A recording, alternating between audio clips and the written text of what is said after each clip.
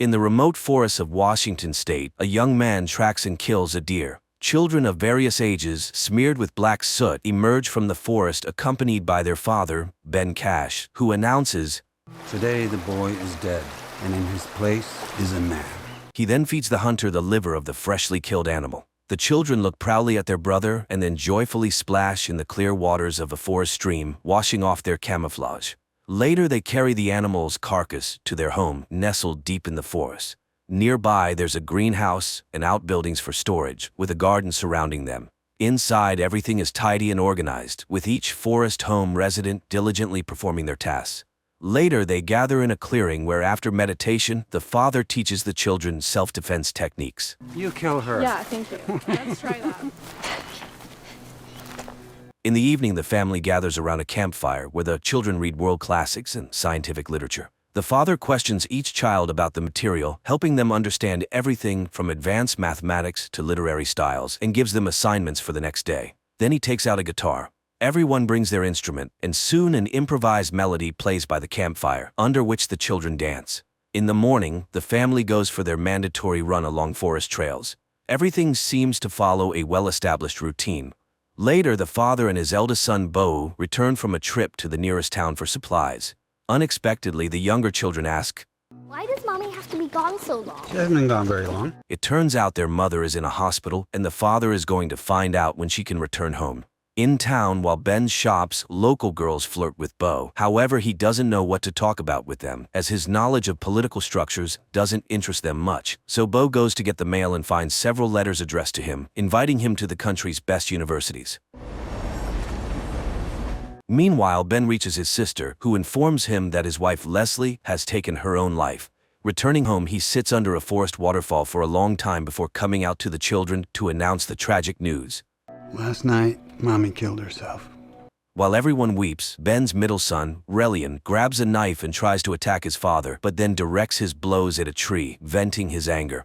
Later, Ben reads his wife's found will, amazed by it. But morning comes, and the family again runs along the forest trail and exercises in the clearing. Suddenly, Relian asks, "Dad, when's Mom's funeral?" Ben returns to town and contacts his wife's parents, who blame everything on their former son-in-law, even though they chose this life together. When Leslie got sick, her parents found and paid for the clinic, but nothing helped. I found her will. You are not welcome here. I will have you arrested. However, Leslie's mother informs him that the burial will take place in 5 days.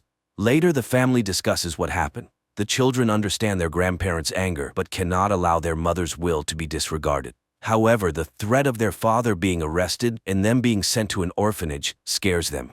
At night, Ben hears his wife's voice. What we're doing out here is so incredible. I love you so much. In the morning, Ben finds all 6 children ready in the yard, wanting to see their mother one last time. He strongly opposes the trip, but the children insist. Dad, give us the mission. Mission! Rescue Mom! But Ben reminds them of the upcoming training. Struggling, Relian falls off the cliff and injures his arm, but the father reminds him, "No one will magically appear and save you in the end." The children persistently conquer the difficult peak as it starts to rain.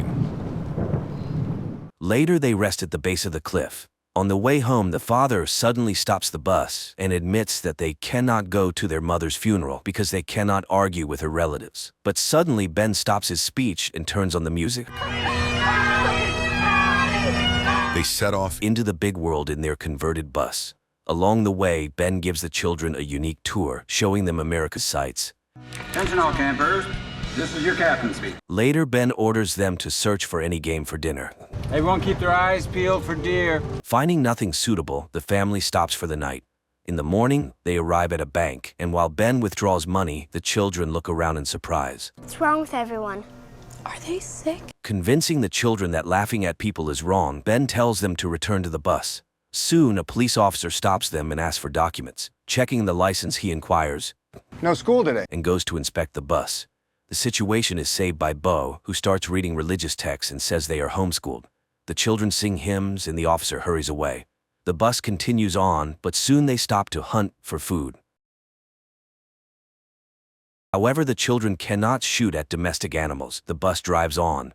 Suddenly, the children start crying, remembering their mother. The girls speak to each other in Esperanto, which angers their father. No Esperanto. I'm not joking. The children start communicating in world languages. Soon, Ben has to stop at a cafe, but the menu confuses her. Cola. Poison water. Realizing there is no proper food here, Ben orders the children to leave. He goes to a supermarket and fills the cart with groceries. Suddenly, he grabs his chest and falls to the floor. While concerned shoppers try to help him, the children steal the groceries. Ben regains consciousness and leaves the store. Driving a bit further, the father reviews their actions, and the children analyze the mistakes made during the theft in detail. Finally, Ben presents a stolen cake, as today is the birthday of scientist Chomsky. Uncle, no, it's the day of your birthday. After the treat, the father gives all the children useful gifts: a bow, knives, a book on sex education, and arrows. But this angers Relian. Why can't we celebrate Christmas like the rest of the entire world? The father doesn't understand why a mythical elf is more useful than a thinker and humanist. He offers his son to share his thoughts and convince him of the correctness of his reasoning. But the boy leaves. The family moves on. Soon they reach Ben's sister Harper's house. The woman is happy to see all her nephews, but their questions surprise her. How did you kill those chickens? With an axe or a knife? She tries to find answers and is again astonished that Ben honestly and thoroughly explains even very delicate matters to the children. Harper's husband tries to offer condolences, but Ben calmly reminds him that he couldn't stand his wife. Then he straightforwardly explains the cause of his wife's death. His sister and her husband try to end the conversation. Children shouldn't know the details, but Ben tells the children the real cause of their mother's death. Probably a form of postpartum psychosis. Ignoring his sister, who left the table, he pours wine for the children.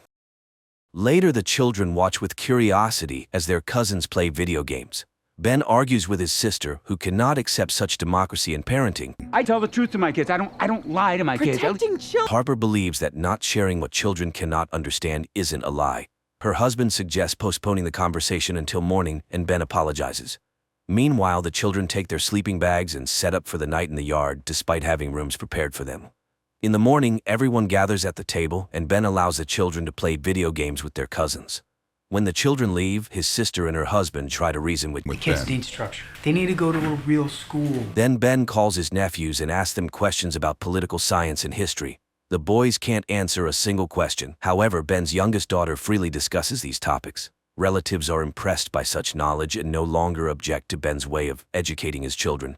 The family moves on. They soon stop to rest at a campground where Bo meets a girl. She is surprised by his unusual name, and he explains that his parents made it up. I'm Claire. Bodovan. Our names are unique. There's only one of us in the whole world. In the evening, they continue their acquaintance. The girl is surprised that Bo doesn't know modern pop music but loves Bach and cello suites. He lies that they recently lived in Paris and is amazed at her ignorance. He avoids questions about his mother and, after kissing the girl for the first time, declares his intention to marry her to her mother. I am ready for you, if you will have me. Will you be my wife? The mother leads the girl back to the trailer. In the morning, the bus pulls out of the parking lot and Bo waves to the girl and her mother. That day, they reach the church where Leslie's farewell ceremony is held. Relatives and friends mourn the woman when a group in bright clothes enters the church, stunning everyone. The preacher tells about Leslie, and when he mentions her husband, Ben takes the floor and reads his wife's will. First of all, Leslie practiced Buddhism. If nothing else, she had a sense of humor. Leslie's last will and testament. Finally, she asks to have her ashes flushed down the nearest toilet. Enraged, Leslie's father Jack orders Ben to be thrown out of the church. The children run after him while the preacher continues his sermon. Soon, Leslie's coffin is carried outside. Grandma and Grandpa hug the grandchildren, some of whom they see for the first time. Nevertheless, Jack forbids Ben to go to the cemetery, threatening arrest. Ben orders the children to get in the bus and follows the procession, though the children beg him to stop. No, I don't want to lose you! Hearing the last argument, Ben stops the bus.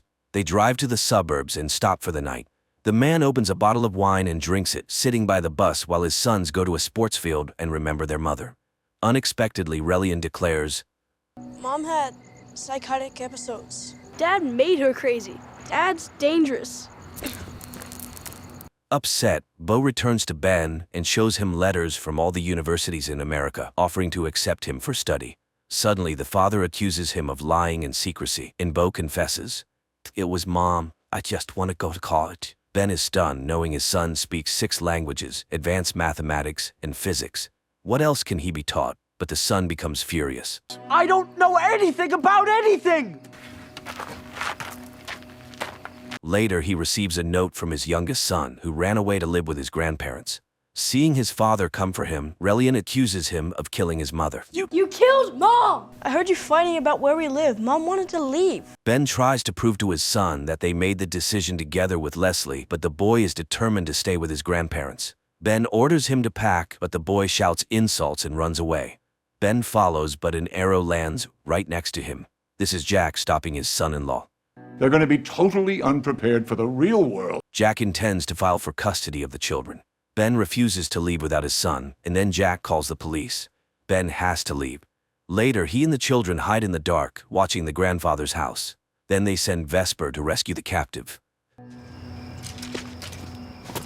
Unexpectedly, the daughter falls from the roof and crashes. A shocked Ben can't believe it happened. The girl is taken to the hospital. A vertebra is fractured. The doctor is very impressed by her physical condition, but the girl was very lucky. In the morning, Ben brings the children to Leslie's parents' house. He watches them interact with their grandfather. Her mother shows the last letters from her daughter. We created a paradise out of Plato's Republic. I'm going to get better out here. I know I will. Later, Ben tells the children they will stay here, but this causes outrage because this house is the opposite of everything he taught them. However, the father, frightened by Vesper's injury, realizes that his entire life was a beautiful mistake. It was too much, and I knew it. I'll ruin your lives. Ben unloads the children's belongings from the bus and says goodbye to Jack. He promises to arrange the children's lives in the best way. The man drives away.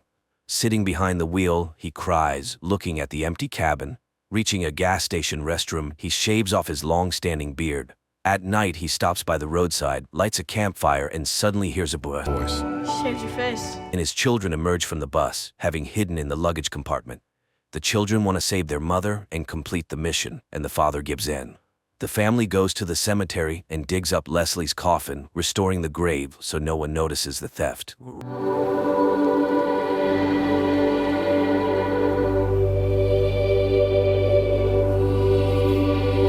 Later, Bo shaves his hair and beard, earning his father's approving smile.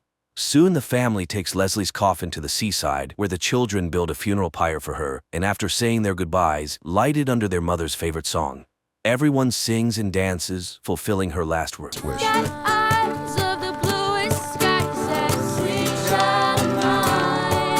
Sometime later, they go to the airport to see off Bo, who is flying to Namibia for volunteer work, and also flush their mother's ashes down the toilet according to her will. The father gives his son final advice. Always tell the truth. Always take the high road. Don't die. I won't. Later, the family settles on a farm, raising chickens in their bus. Ben tends to the farm and the children start going to school. The film ends here.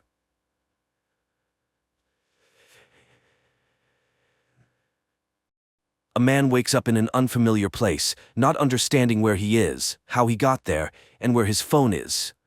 He tries to reach out to someone, but a voice from behind the door advises him to be silent and calm down. An unseen interlocutor informs the man that he has been drugged, and he will feel very unwell for the next few days. But now, it's time for him to work, and he bids him farewell. Joe attempts to make sense of everything that has happened when he hears a small slot opening on the door, through which several food packets fall. Joe rushes to the door and asks the invisible guard for help. He has a pregnant wife at home who needs his assistance, so he needs to get out of here as soon as possible. He is told several times to step away from the door and not to reach his hand into the slot, but the man doesn't listen, resulting in a severe blow to his wrist. He cries, repeating that he doesn't deserve this and shouldn't be here. Later, Joe binds his wrist with his own tie and explores the strange place. He picks up the food and a small water bottle, but just as he's about to try the debut meal, a siren starts blaring, followed by the voice of the Malord Corporation's AI welcoming him to a training program where he will become the best version of himself. Joe asks for information, but his neighbor advises him to keep quiet. His questions will remain unanswered anyway. A countdown to midnight begins, so Joe needs to prepare for his last hours of rest. The man doesn't understand what this means and tries to find out his interlocutor's name, but the interlocutor is surprised. Do they even have names here? The next minute, screams from people behind the walls start to reach Joe, telling him to be quiet and let them rest. The unseen interlocutor advises Joe to accept that this place is Malord, and now he should try to get some sleep because tomorrow will be the longest day of his life. Joe sits against the wall when suddenly a melodic whistle is heard, followed by a man's voice begging not to do it and promising to exceed the plan tomorrow. However, he seems to be beaten and dragged away somewhere. Joe covers his ears to avoid hearing the unfortunate man's voice and the AI's voice that reassures Joe that everything happening is meant to restore his peace of mind. Finally, the sun rises over the enclosure. The same whistle sounds, and a male voice congratulates Joe on the beautiful day and reminds him that the cameras must be kept clean. Otherwise, he will face punishment. At this time, the neighbor's voice speaks again, advising him to obey the orders and calling the nighttime incident a motivational speech to which he will soon become accustomed. Joe gathers some scarce trash and tosses it into a foul-smelling hole in the floor, covered by a small hatch, and there he notices something strange under his feet and, pulling on a strand, discovers that it's hair, beneath which a human skull can be discerned. Joe screams in horror, but the neighbor knows that many people have died here, so Joe will have to get used to it. The neighbor reminds him of the contract he signed when he joined the company. Mallard gives this to everyone, but few read the fine print all the way to the end. So everything has its price. The sooner he gets into the rhythm, the easier his days will be. He just needs to do his work. At that moment, the AI voice kicks in. Joe interrupts it, shouting that he worked for the corporation for 10 years and demands to be released immediately, to which Mallard announces that a qualification enhancement seminar begins today. His productivity has declined recently, and now he has the opportunity to rectify it. Joe was once an exemplary employee, but he gradually stopped appreciating Mallard and everything she gave him. So now he has a new job that will last from 6 in the morning until 10 at night. During this time, he must turn the mill. 1 point for a complete rotation. His daily quota is 50 rotations. Do less, and he will be punished. But Mallard's motto is, enough is not good enough. He must strive to keep his position, salary, corporate apartment, and his life. Mallard wishes him success. Joe tries to persuade the AI to release him, but the neighbor advises not to waste his strength. At the moment, he needs to survive, and for that, he must work. And Joe gets to work. At first, it's very difficult for him, but he pushes through, and it starts to move. Mallard congratulates him on his first rotation, suggesting a virtual toast for his first victory. Joe pushes the mill, listening to the corporation's advertisements. Finally, the signal for the end of the work sounds, and Mallard congratulates him on completing his first day of self-improvement work. He exceeded the quota, which is very good. At night, Joe hears women's screams as Mallard announces another dismissal. Later, the neighbor, learning that Joe doubled the quota, advises him not to maintain such a pace. Joe can't understand the point. If he doesn't meet the quota, he's punished, but if he exceeds it and is last among all, it means death. To which the neighbor advises not to tell everyone about his quota. They're not friends, and the neighbor will always try to outdo him. They all have one thing in common. They climbed the corporate ladder, receiving many bonuses from the company, and seemingly reached the top. But, alas. Suddenly, Joe starts talking about his wife and the future son they had long awaited. And now, he's here. To which the neighbor advises him to work as well as he can. It's the only way to survive here, but overdoing it is not an option. A new workday begins. Joe pushes the mill and remembers how he and his wife inspected their new home, and he promised to work even harder to pay for it. The workday ends when there's a knock on Joe's door, and he's ordered to remove all of his clothes. He becomes scared but complies. After undressing, he steps out of the door and finds himself under a stream of water. After quickly washing himself, he returns to his chamber. The next day arrives, and the weather outside is significantly hotter, causing Joe to quickly become exhausted. He asks his neighbor what this mill is and what they are all doing here.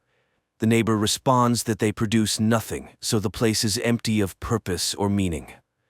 Soon, Joe runs out of water and tries to call out to the guard, but the guard advises him to collect his urine and drink it, filtered through his sneakers. Joe is absolutely reluctant to do so, and the invisible interlocutor laughs at him, saying that Mallard knows what he needs. Here, he will be pushed to his limits, and Mallard wants to see how far he can go before breaking. Joe continues to work, recalling how his wife doubted his ability to pay all the bills, and he promised that their child would have a better life. That evening, Mallard notes Joe's growing self-awareness. Suddenly, he sees a name carved out: Alex. Later, he asks the neighbor who Alex is, and the neighbor calls him a legend who managed to escape from here. The next morning, Mallard thanks him for his diligence and gives him a personalized pen. Then she displays a new daily quota, 370 laps. Joe is horrified and expresses his frustration in the rudest way. The AI explains that people don't always realize their strengths. It's tough, but this is how the world changes. A signal sounds, and Joe starts pushing the mill. Suddenly, he notices that the counter doesn't mark the laps. Instead, a cross appears, indicating punishment. 1 cross equals 2 laps, and it continues geometrically. Then, the person gives up, but Joe is not planning to do that. With all his strength, he pushes the mill. However, his strength leaves him. When the neighbor learns the number of laps assigned to him, he becomes furious. Joe exceeded the unattainable number of laps, argued with Mallard, and now, all of them, will suffer. Mallard then announces that he failed to meet the quota and disappointed his colleagues. Taking care of them is the company's main principle, so he will have a new colleague, Kate Stevens. Joe is horrified when he sees his wife's face on the screen and promises to exceed any plan just to keep her from being here. Mallard gives him 1 day and activates a massive glowing screen above his compartment, not allowing him to rest. A new workday begins, and Joe starts pushing his mill under Mallard's wishes for a productive day. Suddenly, he sees himself in front of him, a second Joe mocking his hopes. He worked his whole life, hoping his efforts would pay off, but now he's failed and should give up. However, Joe stubbornly continues pushing the mill, and at exactly 10 he completes 370 laps. Mallard congratulates him on this and cancels the penalty. As motivation, they show him images of his wife with a baby in her arms. Joe cries tears of joy, but immediately afterward, tears of sorrow as he missed his son's birth. In the morning, he asks his neighbor to tell him everything he knows about this place. The neighbor recalls his son, whom he saw only in his childhood because his father was always at work. He advises Joe to investigate the blind spot. Joe rushes to the wall and, after a long contemplation, finds an erase spot. Remembering the gifted pen, he uses it to puncture the wall and slightly expand the recess overnight. But a new day dawns and Joe begins pushing the mill, and at night, he again chips away at the wall. This continues for many days and nights. Eventually, he manages to create a hole he can crawl through. Joe crawls through it, but ends up in complete darkness, where suddenly a person appears, hits him on the head, and wishes him sweet dreams. Joe regains consciousness in his chamber. The hole is sealed, and the AI voice sounds once more. Mallard is disappointed, but still willing to give him one last chance. He's so fixated on his desires that he doesn't see the big picture. So his neighbor was punished, and his quota has been increased to 1,000 laps per day. Joe rushes to the wall and learns that his neighbor's leg is broken, and he won't be able to complete even a single lap. Afterward, the man confesses that they are being controlled by a computer he created himself. The first algorithm he wrote self-improved and created the second, and so on. Now people don't know how it works. Then Joe has an epiphany. If they don't work, everyone's score will drop to 0. And what will the algorithm do then? Joe shouts to the others, telling them about his discovery. People respond, supporting his proposal to stop working. But the workday begins, and everyone starts pushing their mills because they are afraid of dying. Joe tries to persuade his neighbors, but realizing the futility, he cries and picks up the pen. In the evening, he talks with his neighbor, and the neighbor reveals his name, Alex. He also managed to escape from his chamber but was brought back, just like Joe, so getting out of here is impossible. At night, Joe hears that Mallard has taken away Alex. In the morning, the AI wakes him up and, to boost his spirits, shows him images of his wife and their walking baby. Joe is horrified. He can't be here for so long. He shouts insults at Mallard and he's fired. Immediately, the doors open and a crowd of clerks enters, positioning themselves on the sides and silently watching Joe as he thrashes among them, trying to get an answer. But then, a man in uniform enters and confesses that he enjoys firings. 12 clerks witnessed each of them.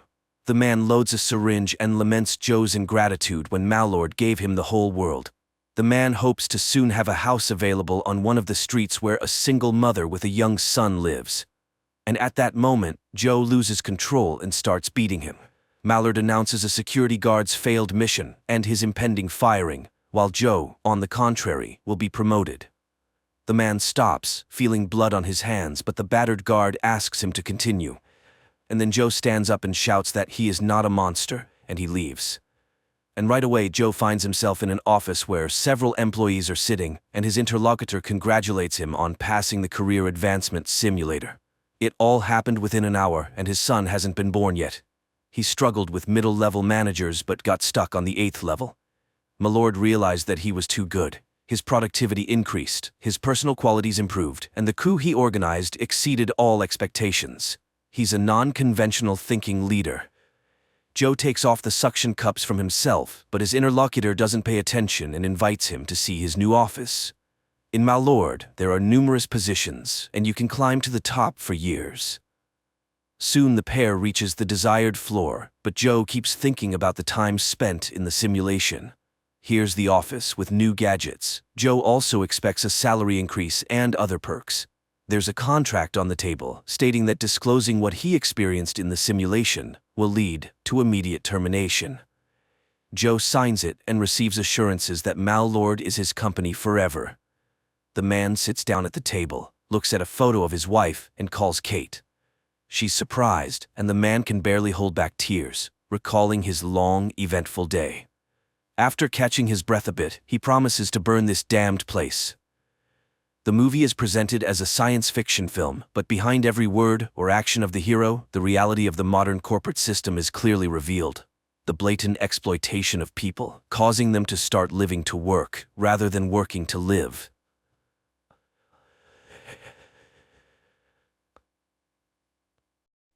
In a cabin in the middle of the forests of North Carolina, 2 people live, a woman named Nydia and her blind son Solomon.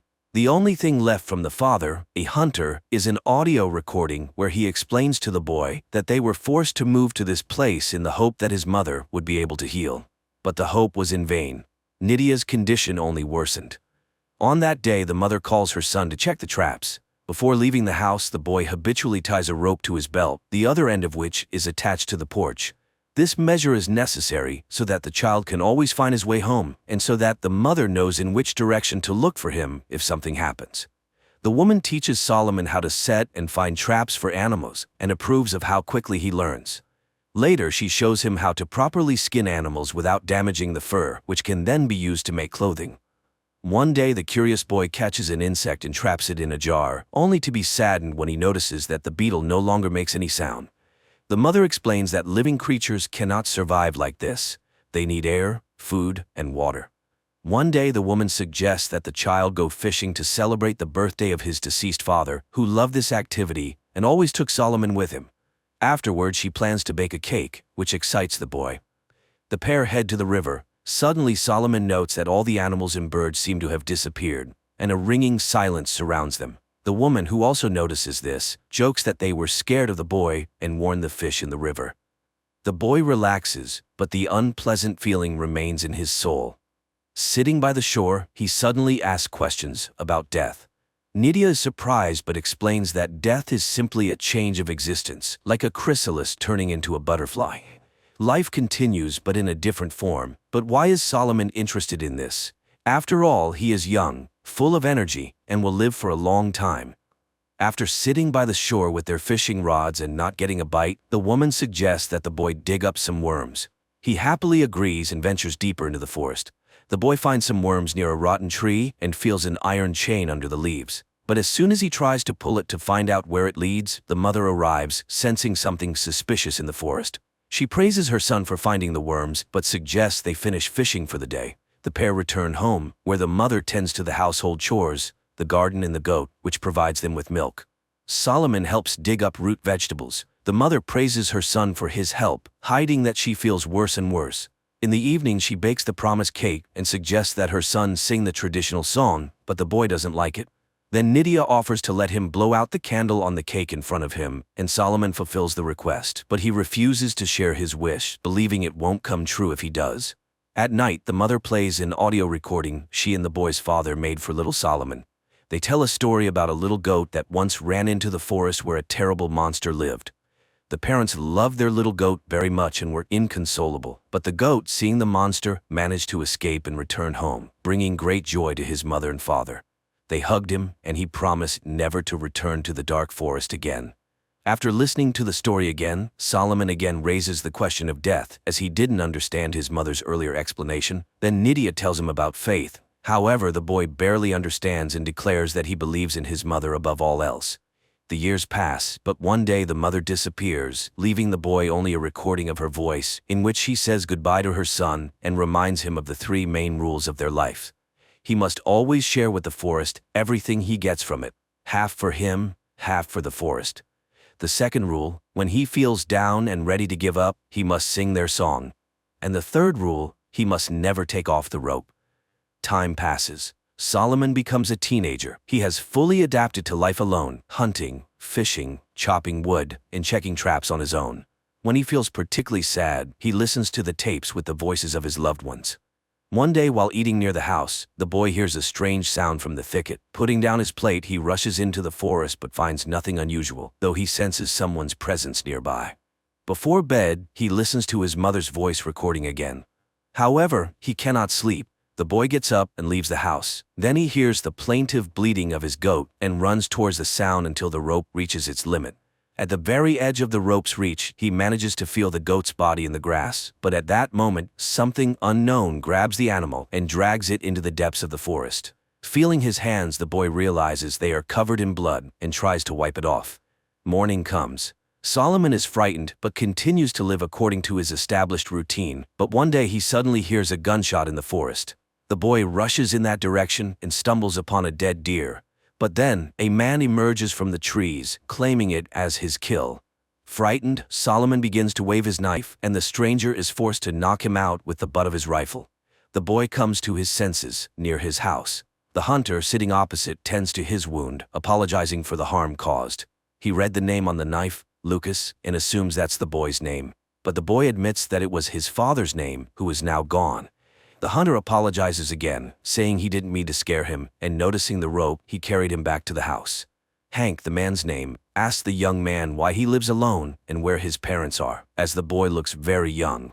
But Solomon doesn't answer. The day is already ending, so the hunter asks for permission to spend the night in the house. In return, he offers some painkillers. When the boy refuses, as he doesn't know what pills are, Hank promises to cook a hot meal from the deer, and Solomon agrees. Hank examines the house from the inside and realizes that the young man has never left its boundaries and therefore simply doesn't know about the outside world. Meanwhile, the boy listens to his mother's last message, huddled in the corner of his room, feeling uncomfortable in the presence of a stranger. Hank finds homemade books that Solomon's mother made for him and feels sorry for the boy. He behaves kindly and generously offers the young man the soup he prepared. He again offers to help the boy, saying he can guide him to people and help him settle into the big world. But Solomon refuses, which Hank attributes to his deep love for home, lamenting that he himself doesn't have one. He again asks about the parents, saying the boy looks a lot like the woman in the photo, perhaps that is his mother. After dinner, they go to bed, though Solomon doesn't part with his knife, but realizing that Hank poses no threat, he finally lies down. However, in the middle of the night, both are awakened by a loud and terrifying sound, similar to the roar of an unknown animal. Hank, armed with a flashlight and rifle, goes outside to check what's happening. It's quiet around the house, and the man heads into the forest. Soon he finds blood traces at the base of a tree and realizes that some animal has died there. On the tree itself there are bloody marks, and the bark is scraped off. Stopping, Hank surveys the area through his scope and notices something suspicious in the bushes. He fires, but the creature leaps from behind the tree with a terrifying roar and charges at him. Realizing he missed, the hunter runs. Reaching the house, he sees Solomon in some sort of trance. The boy just sways from side to side, humming a tune to himself, and doesn't respond to the man's questions. Hank, getting no answers, leaves him alone. After all, he believes he scared off the beast, and now they are safe. The man promises to get the boy out of the forest so he can live a normal life, unafraid of any monster.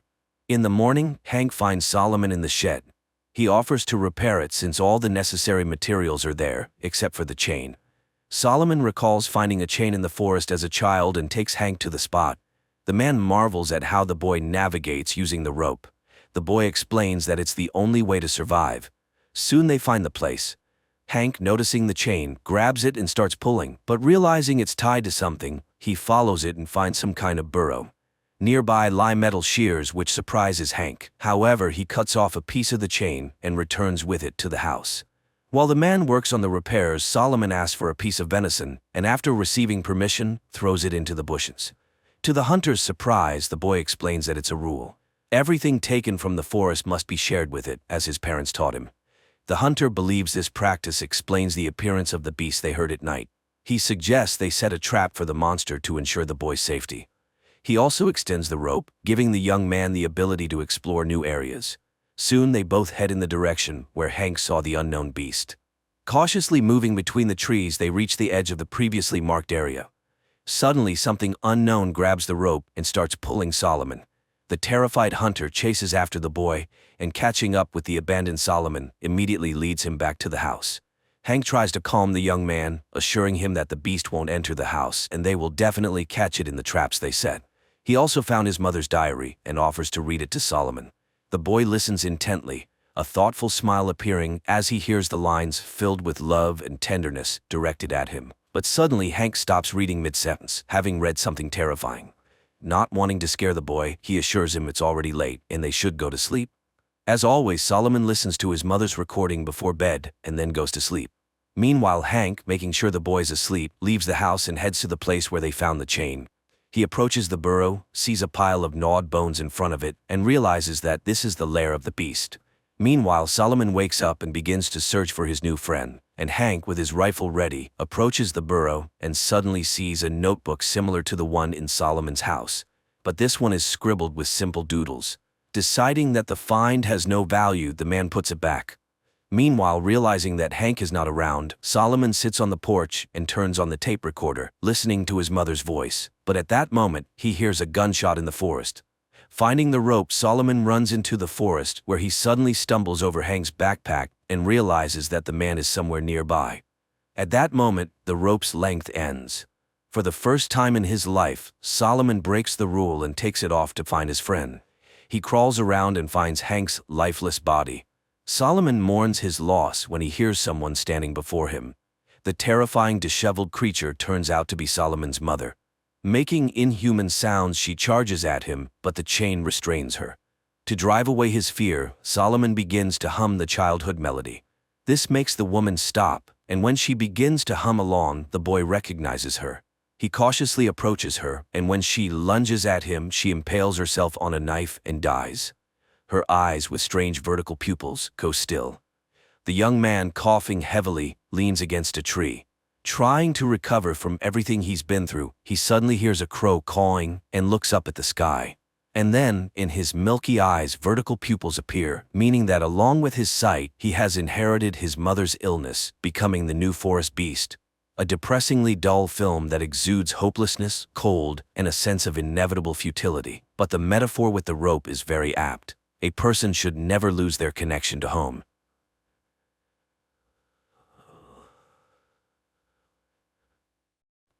The man opens his eyes in the middle of a lake with a red drone flying overhead.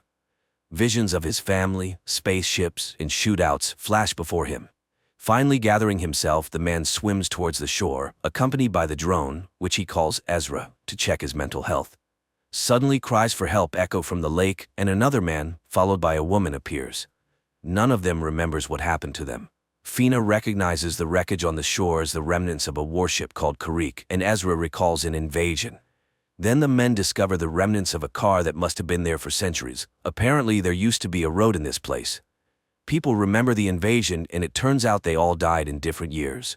Moreover, Abram confesses that he is 67 years old, although he looks 25.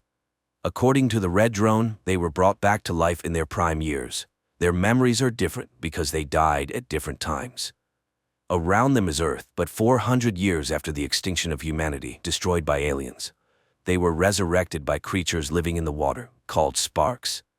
The ultimate goal is the revival of humanity, and the rest of the information can be found in the settlement where the others who have returned live. The drone orders Ezra to collect the sparks. Gathering their meager belongings, the people set off after the drone, trying to understand why the Kariks revived them. Soon they find partially destroyed arches, and Abram rushes to them, rejoicing in his young, strong body. On one of the structures, he sees unknown hieroglyphics and touches them. The man is thrown back, and he admits that he saw everything. Suddenly, the red drone is shot down, and a second shot wounds Abram. The trio runs behind a hill where Ezra, setting up an ambush, captures the pursuer. The man, named Jax, denies the existence of the settlement. The glowing substance on his neck is a skin rider, which is one with the human body. He needs the sparks, but Fina confidently demonstrates her proficiency with a weapon. Abram insists that when he touched the unknown symbols on the arch, he felt the vastness of outer space. But this elicits mockery from Jax, who suddenly frees himself and lunges at Ezra. However, Fina points his own weapon at him. This time, they tie the man securely and leave, despite his claim to know Ezra's brother. Soon, the team takes shelter in a cave, while others with glowing parasites on their necks are found, including Ezra's brother Silas. Meanwhile, the resurrected people in the cave discuss ways to recreate a human being and wonder where the aliens obtained the initial material. During the night, Abram's wound becomes inflamed. He is lowered into a small pond where the sparks are released. By morning, Abram emerges completely healthy. Fina discusses what happened to Ezra, as she doesn't understand why they chose her out of millions of great people. Soon, the resurrected individuals see high walls of a settlement in the distance, but on their way, skin riders with glowing necks catch up to them. Ezra stays behind to delay the pursuit. He manages to do so for a while until he recognizes his brother Silas among them. In the meantime, Fina and Abram reach the settlement's walls, and just when it seems they are destined to be captured, the gates open. A yellow drone neutralizes the skin riders and lets the fugitives inside. It then flies after Ezra, carrying him through the air into the settlement where there's no one around. In response to all their questions, the drone invites them to follow and shows them rows of graves where the settlers rest. Later, the yellow drone opens the doors of an abandoned military base for the people where the previous settlers lived. In the forest, skin riders capture a man who escaped from them. Silas discovers that the glowing creature they call companions has inexplicably stopped functioning in Duncan's neck and promises to fix it. The resurrected individuals learn that the settlers died from a new virus that still spreads throughout the region. The yellow drone asks them to release the sparks into a vessel with water and learns from them that the sparks can create a vaccine if people bring the ingredients found in the living lake. Fina begins to bleed from her nose, and she stays at the base while the men go to the lake. She takes on the task of repairing the damaged red drone. On their way, Ezra tries to understand how the system that brought them back to life works. The drone operates on sparks, but who controls the sparks is unknown. The men reach the lake and release the sparks into the water to collect the necessary ingredients. In the settlement, Ezra's wife Lynn suddenly appears before Fina. She explains that she worked as a nurse during the invasion and can offer help, but then disappears just as suddenly. On the lake's shore, Ezra confesses that one of the skin riders is his brother, meaning these people are also resurrected. He recalls the moment when he first saw the alien spaceship flying overhead and signaled to his brother that he was a worthless, spoiled child. Now he is determined to apologize and try to retrieve Silas. Meanwhile, a hologram of Lynn appears again to Fina, helping her repair the red drone. In the meantime, the yellow drone warns of the approaching skin riders.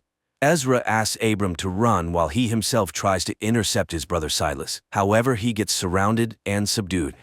Regaining consciousness, he finds himself alone with his brother, who admits that he prohibited forcibly transforming him into a skin rider because he wants his brother to join them voluntarily.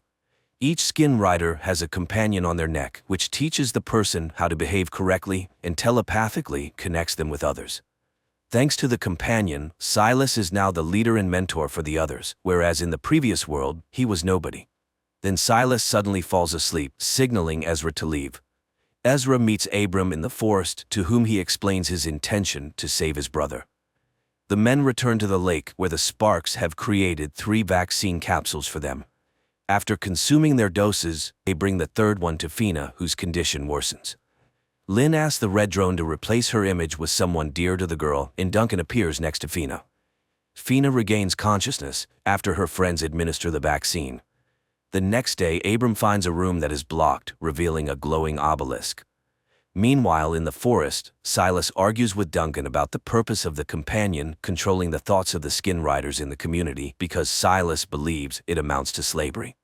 In the settlement, Abram learns to read hieroglyphs and understands that the unknown hosts offered to dig up weapons against the skin riders in the forest in exchange for more people for the settlement.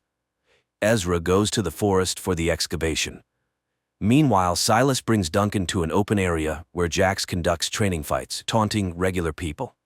Unexpectedly, Duncan defeats Jax. Silas stops the duel and explains that he tested his theory, revealing that humans react faster by a fraction of a second than skin riders.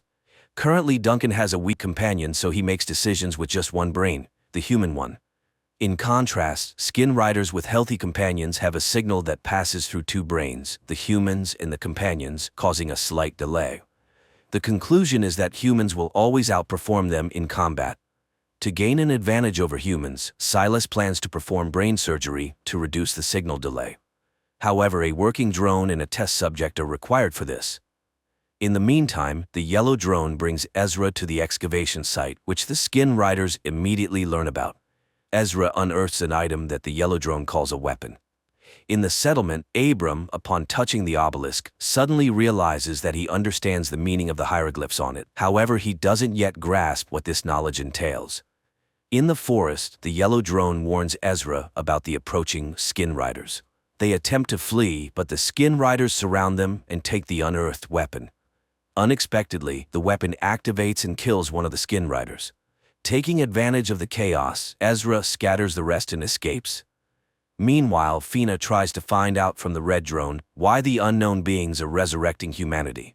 She requests the revival of Duncan, unaware that he has already been resurrected and has become a skin rider. Ezra brings the weapon meant to eliminate skin riders to the obelisk, hoping it will help establish contact. However, he refuses to kill the innocent inhabitants until the obelisk explains who they are and what is happening. The drones controlled by the obelisk promise to resurrect Ezra's family if he obeys them in all matters. Ezra has no choice but to comply. Later that night, Fina goes to the obelisk, where she finds Ezra, who, like her, hopes for the return of loved ones. They notice that the weapon unearthed in the forest has opened.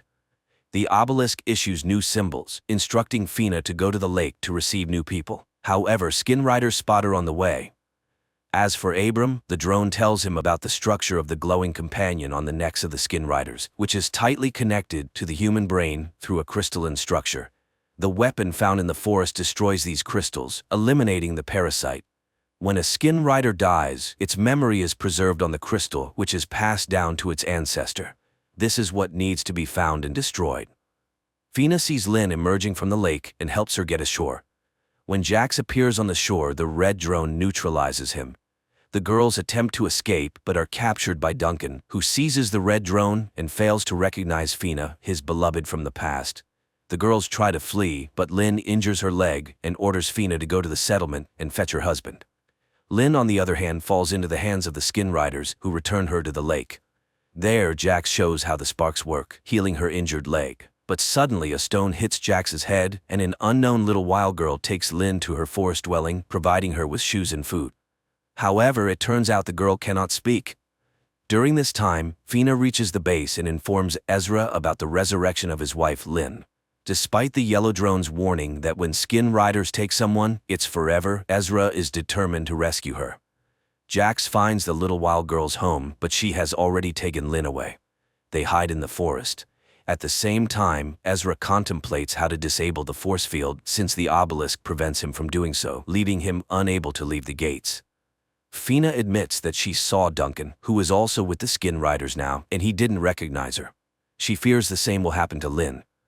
Meanwhile, in the forest, Jax tracks the runaways and explains that even the sparks make mistakes, resulting in flawed individuals.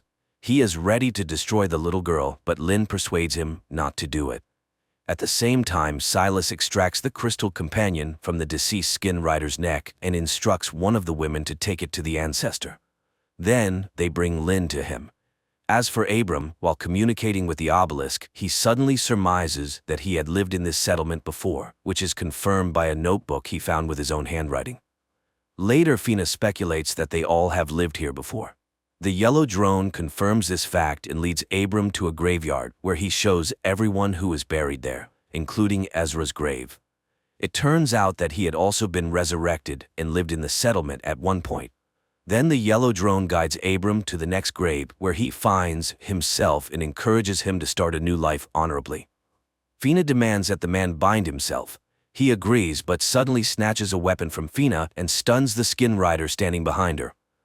At the same time in the bunker, Abram is trying to find out from Yellow where the progenitor is located. However, she does not know, but Jax knows, and he heads to the bottomless lake, dives into it, and emerges in a cave.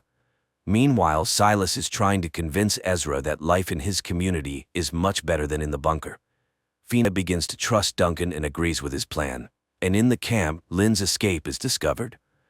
Duncan immediately receives a message about this from other skin riders and agrees with Fina's plan to send them on a false trail to enter the camp and save Ezra.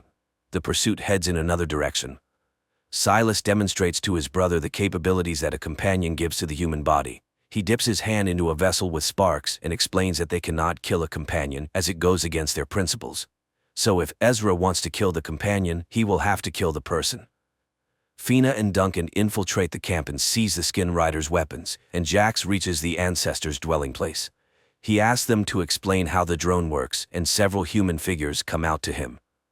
Fina and Duncan find Lynn. The girl explains that after being infected by the parasite, she immediately plunged her hand into the sparks, and it seems to have helped. Duncan asks the women to leave while he finds Ezra. The ancestors show Jax how the drone works.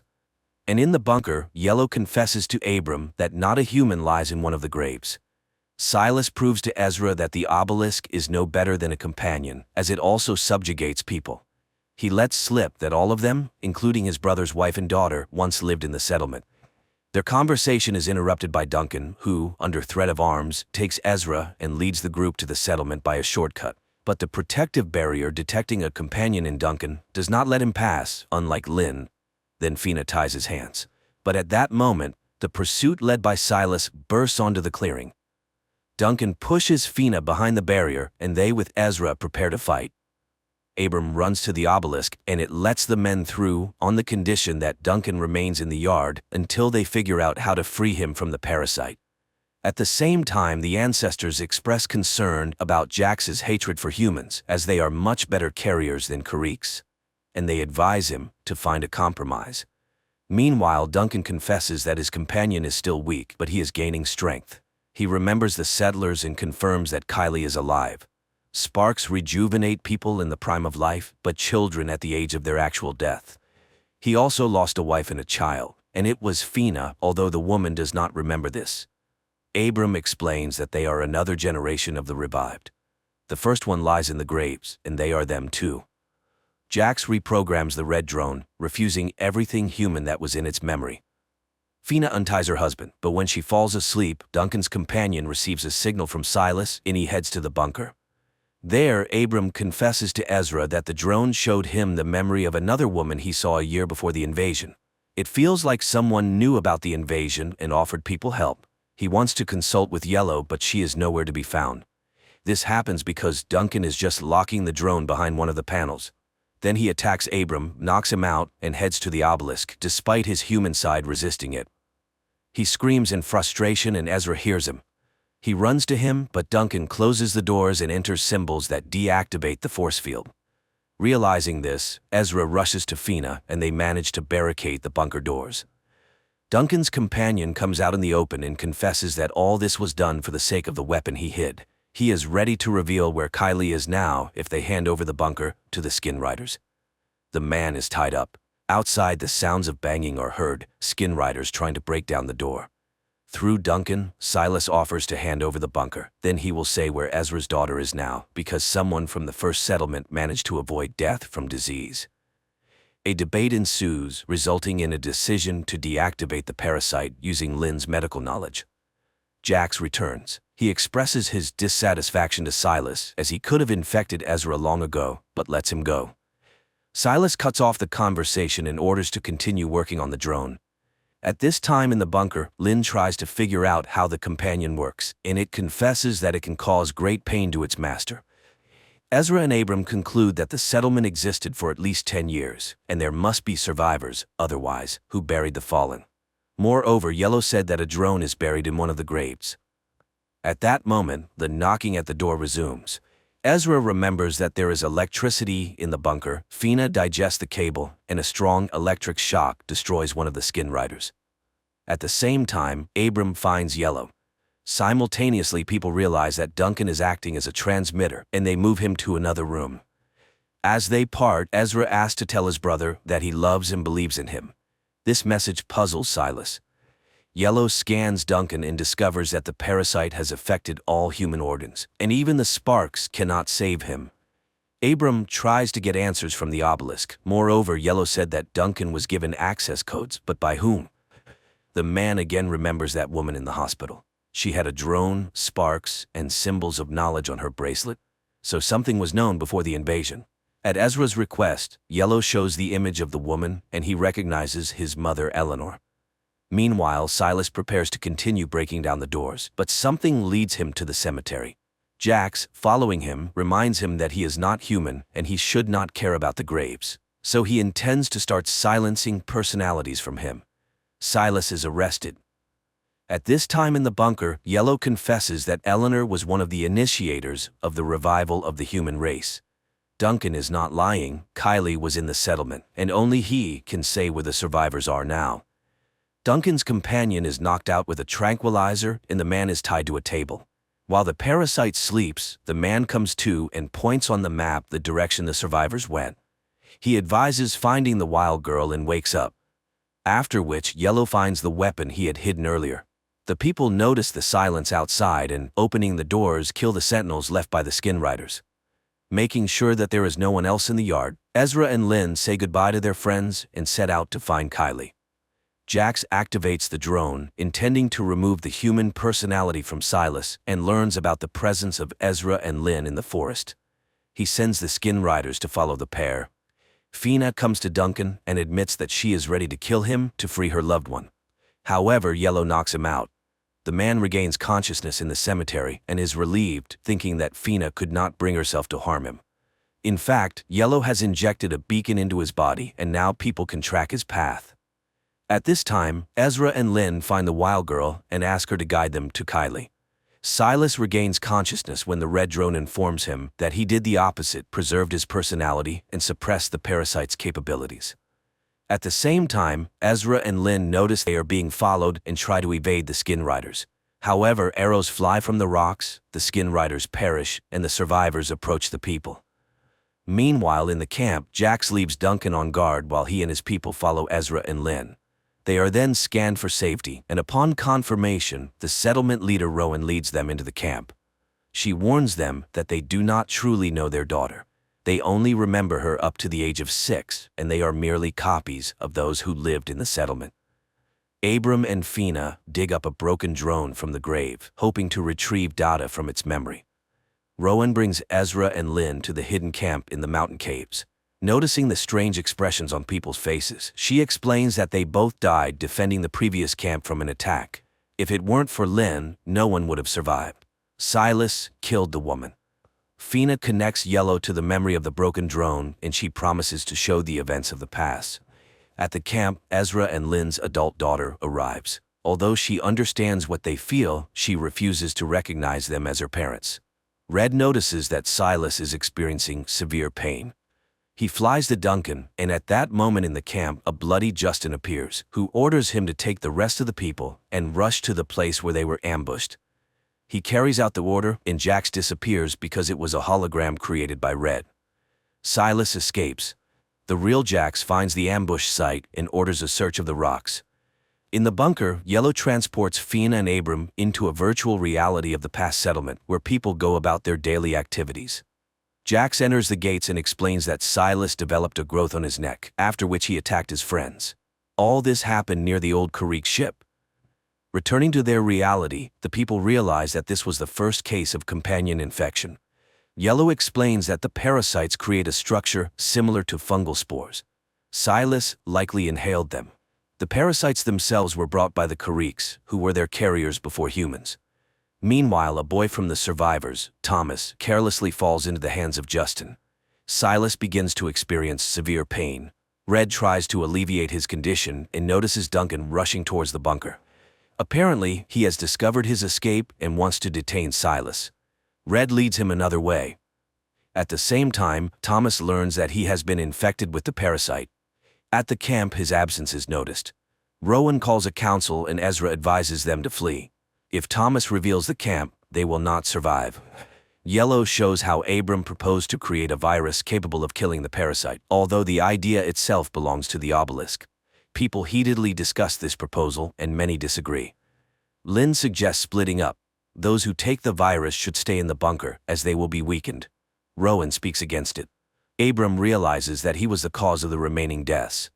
In the caves, Ezra urges everyone to leave while he defends them. At this time, Silas reaches the bunker and sees Duncan sitting by a campfire. He lures him into the workshop and locks him in there.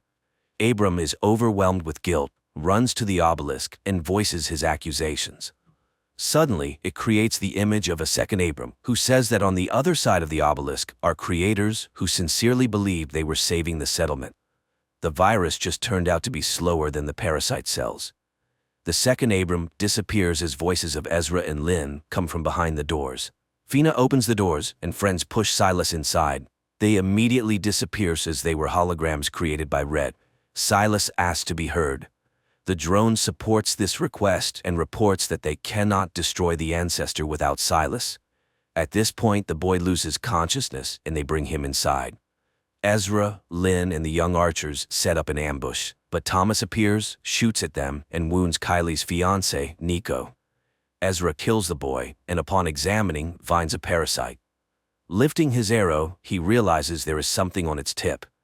At that moment, Jax appears with his people and calls them to battle. Red puts Silas into a coma. Meanwhile, Lynn and Kylie bring the injured Nico inside. Justin orders his man to watch the backup entrance to the cave.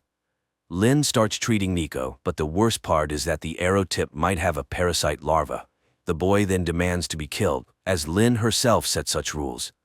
Duncan tries to call any of the skin riders for help, and Yellow explains to Fina and Abram that the parasite is killing Silas so that he cannot reveal the way to the progenitor. Then Red admits that he can link the minds of Abram and Silas, which might help reveal the secret. At this time, Kylie decides to help her father patrol. The girl recalls the past and calls Jax his best friend, which greatly surprises Ezra. And his urge to kill arises because the parasites are very afraid that the human inside might take over if he remembers his attachments. Father and daughter return to the cave, and Ezra proposes that his wife, daughter, and Nico take another road while he guards them.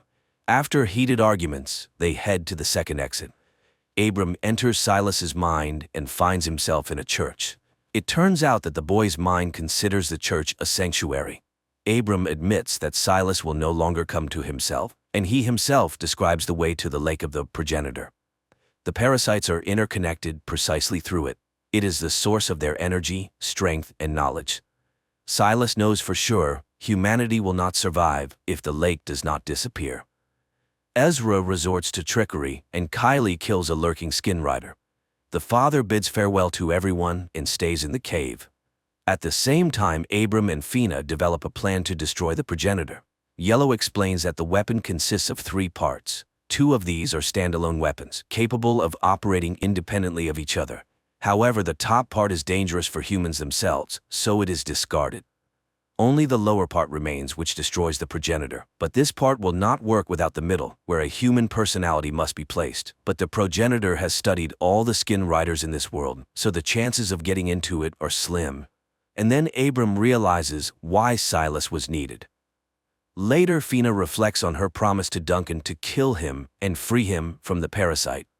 Then, Yellow admits that her husband is in the workshop in the yard. The woman arms herself and heads to the yard, but just as she is ready to open the door to the workshop, a skin rider enters the yard and releases Duncan. Fina tries to stop the men, but Duncan reminds her that she cannot kill him and leaves. At this time, Abram comes to Silas again and explains that they need his help. Jax decides to attack, realizing that Ezra is the only defender of the camp. He orders his men to engage him while he himself follows the trail of Lynn, Kylie, and Nico. Nico is losing strength, and Lynn decides to make a stretcher, although the boy asks to just leave him. And Ezra sets up an ambush, and one by one eliminates the skin riders, then follows the trail of his wife. Nico transforms and grabs Lynn by the throat. He is ready to kill the woman, but Kylie interferes. The boy's companion admits that the girl is very dear to him, but he cannot indulge the carrier's weaknesses, and when Nico raises his sword, Kylie shoots him.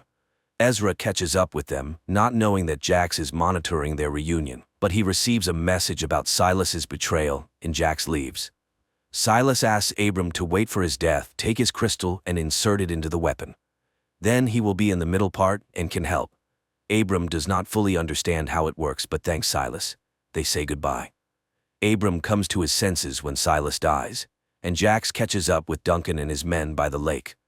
After a dispute, he orders everyone to stay in ambush, and he and Duncan will dive to the progenitor. Meanwhile, Lynn and Ezra bury Nico and console their daughter. Simultaneously, Fina and Abram bury Silas. Later the groups meet, unaware that a black drone is watching them, which takes off above the earth and heads for a spacecraft. Abram tells Ezra everything that happened with his brother and the plan to destroy the progenitor, but he does not want to endanger his family.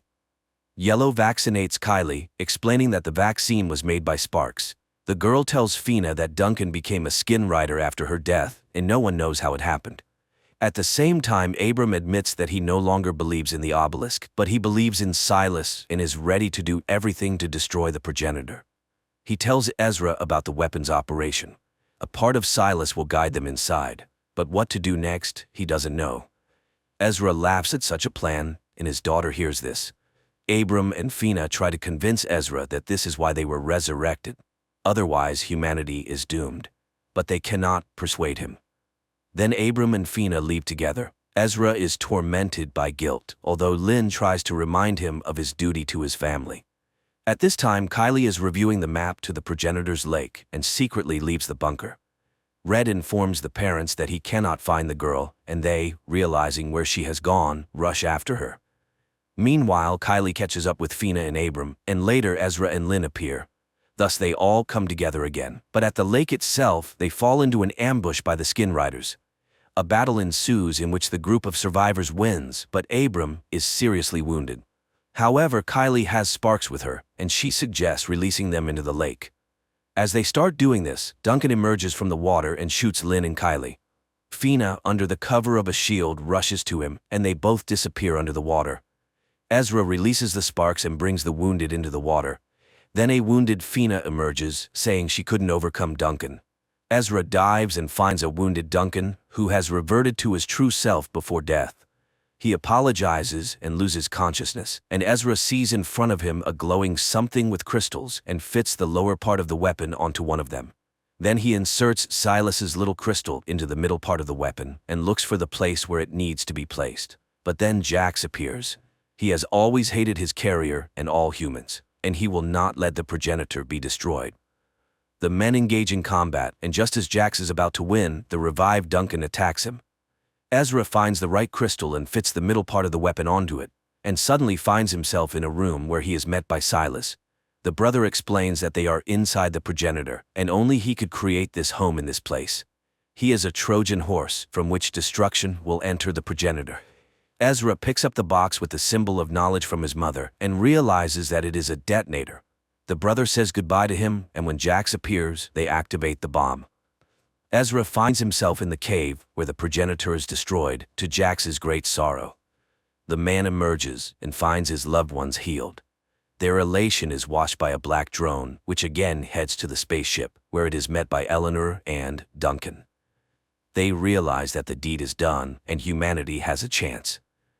Despite some illogicality, the story is quite extraordinary. It's not about battles with aliens, as the Kariks are only briefly shown once in a flashback, and not about humans' attempts to cunningly escape the dictate of their rule.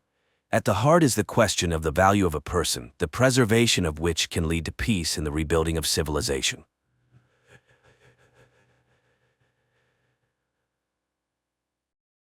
An alien race from the depths of space colonizes Earth. Millions of people from around the world are sent to work in mines on other planets. Those left on Earth are controlled with implanted tracking chips and giant alien robots positioned around the perimeters of cities. Oh wow, you hear me? Ah! Chicago, 2019. The city is under martial law due to a massive alien attack on all major cities of the world. The Drummond family, a father, a mother, and their 2 sons, tries to leave the city, but all exits are blocked. When a police officer stops their car at one of the exits, the father presses the gas pedal and breaks through the blockade. Entering an exit tunnel, the man is forced to stop as the exit is blocked by aliens.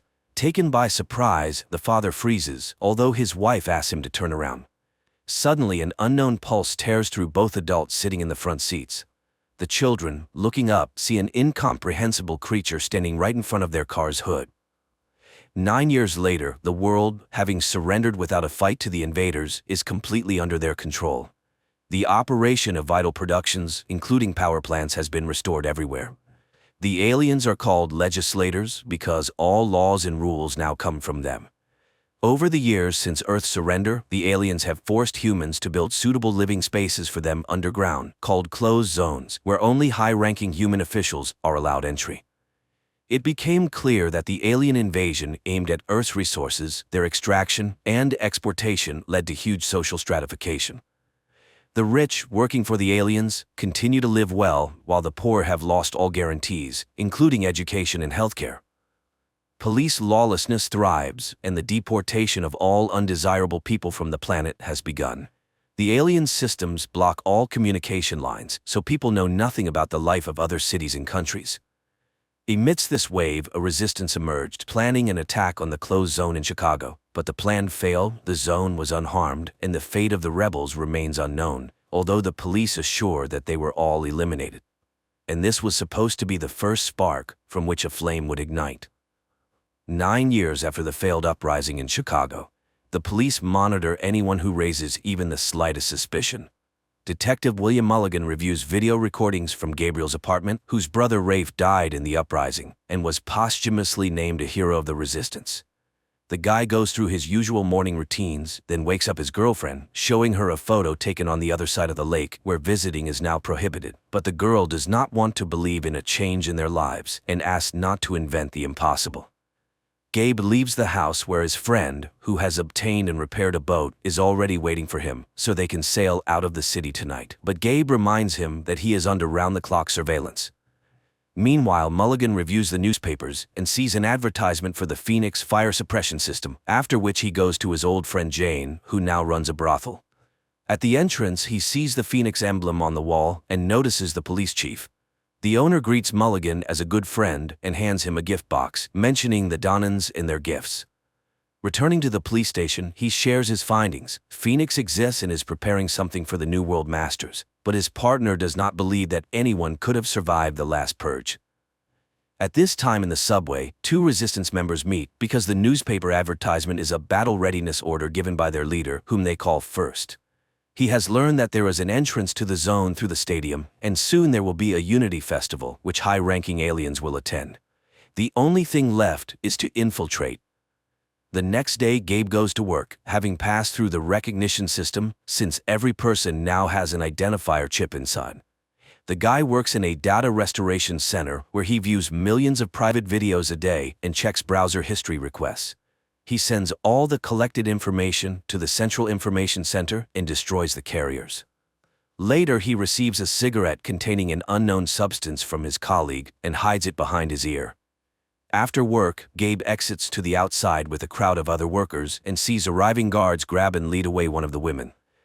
At the same time, an alien transport ship is sending off another batch of people as slaves for the alien mines from Earth.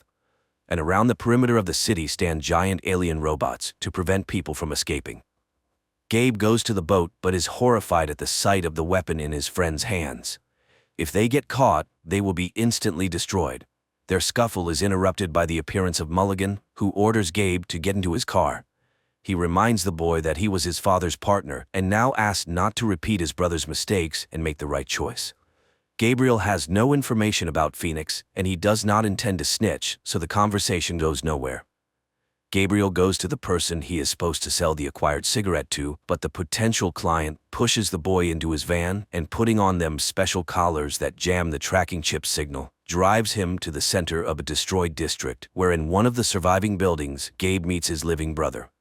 After a joyful reunion, Rafe tells him that he is the only survivor from his group. Unknown to him, Craftsman removed his chip, and now he has joined a new group. He takes the cigarette and, giving his brother a large sum of money, orders him to leave the area because Phoenix plans to attack the invaders.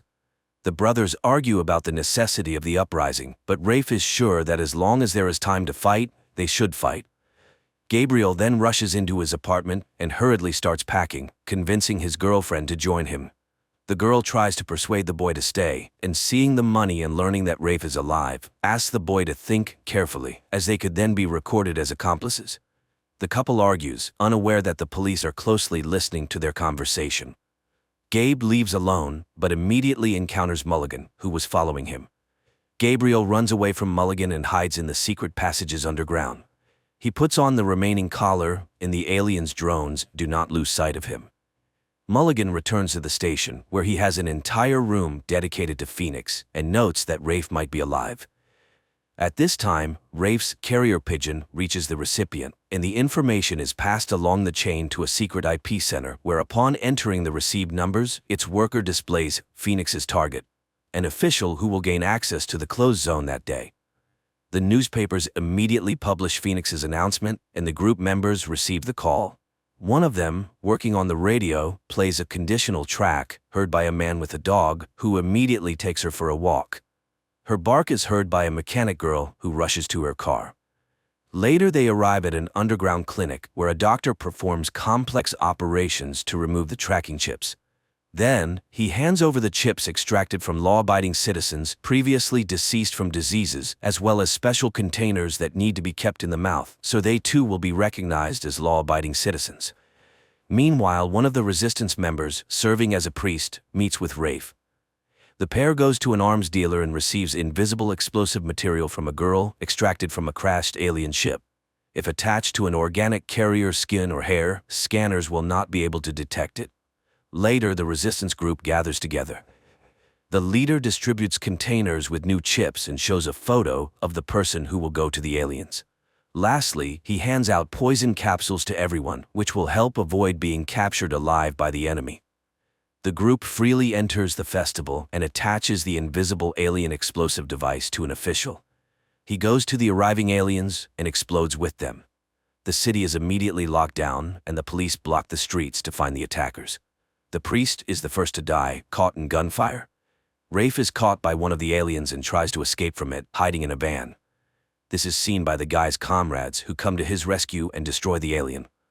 The surviving rebels try to escape from the city, while the aliens bring in hunter warriors from another world, and they quickly track down Rafe and his accomplices. Enraged, the legislators prepare to destroy the district where, according to their information, the resistance is based. Mulligan tries to persuade the police chief, who is heading to report to the aliens, not to allow this because he needs time to catch the suspects, but he is reminded that the decision is made and his search interests no one. Raids begin in the city, during one of which Gabe is captured, while his brother and two of his comrades reach the station and board buses 2 minutes before the expiration of the chips from law-abiding citizens. But when it seems they have managed to escape, the buses are stopped by the hunters. Realizing his capture is inevitable, one of the group takes the poison capsule. The mechanic girl attacks a hunter and is instantly vaporized. Rafe tries to run but is captured and brought to the police, where his brother is being interrogated at the same time. Mulligan shows him how Rafe is tortured to make him talk about Phoenix and give up first. Gabe learns that the city is preparing for destruction and agrees to send a message to the leader. He is brought to the surviving members of the resistance, and hearing that the guy allegedly knows ways into the zone, they agree to connect him with First. Gabe is brought to Jane Doe, who is number 1 in the leader of the resistance in the city. Upon seeing the boy, the woman calls him by name, which confuses Gabrielle, and at that moment, a police squad raids the brothel and kills Jane. The investigation reveals that Jane had installed listening devices to record conversations with police officers she served to gather secret information. Later, during a briefing with the aliens, Mulligan names the members of Phoenix who, learning about the death of First, voluntarily left this life. Before the invasion, Jane was a history teacher and changed her profession to gather secret information. Mulligan presents recordings obtained in the brothel, where it is heard that the police chief actively leaked secret information about the aliens. Captured resistance members are deported to alien mines, and Mulligan, having declared the neutralization of the Chicago threat, is appointed acting commissioner. Later, he meets with Gabe and puzzles the boy with a new thought. What if the failure of the uprising was planned? And he hands the boy a memory card, extracted from a phone once given to him by Jane. The next day, Gabe views its contents, a video dedicated to a party before his birth, where close family friends record messages for him. There, he sees both Mulligan and Jane Doe, who was acquainted with his mother, as well as some other members of Phoenix. Meanwhile, Mulligan is allowed to arrive at the Earth Control Center and meet with the legislators in their habitat. As he heads to the spaceship, the same invisible substance that was part of the explosive used in the stadium attack manifests on him, explaining that Mulligan is also part of the resistance, and the plan was organized so that he could infiltrate the main alien base and set off an explosion. During the credits, a map shows that the plan worked, and the city blockades were successfully lifted, after which many resistance foci flared up everywhere. This means that the plan to light a match and ignite a bonfire was a success, and humanity begins an active fight against the alien oppressors. Despite the film being labeled as science fiction, the message here is quite realistic. How will humanity behave when it realizes the possibility of its total occupation? Also, the filmmakers draw belief in victory from the history of humanity, using Lenin's motto, "A spark will kindle a flame." The struggle, the underground conspiracy. The film is full of revolutionary stylistics, and it watches like a real political thriller.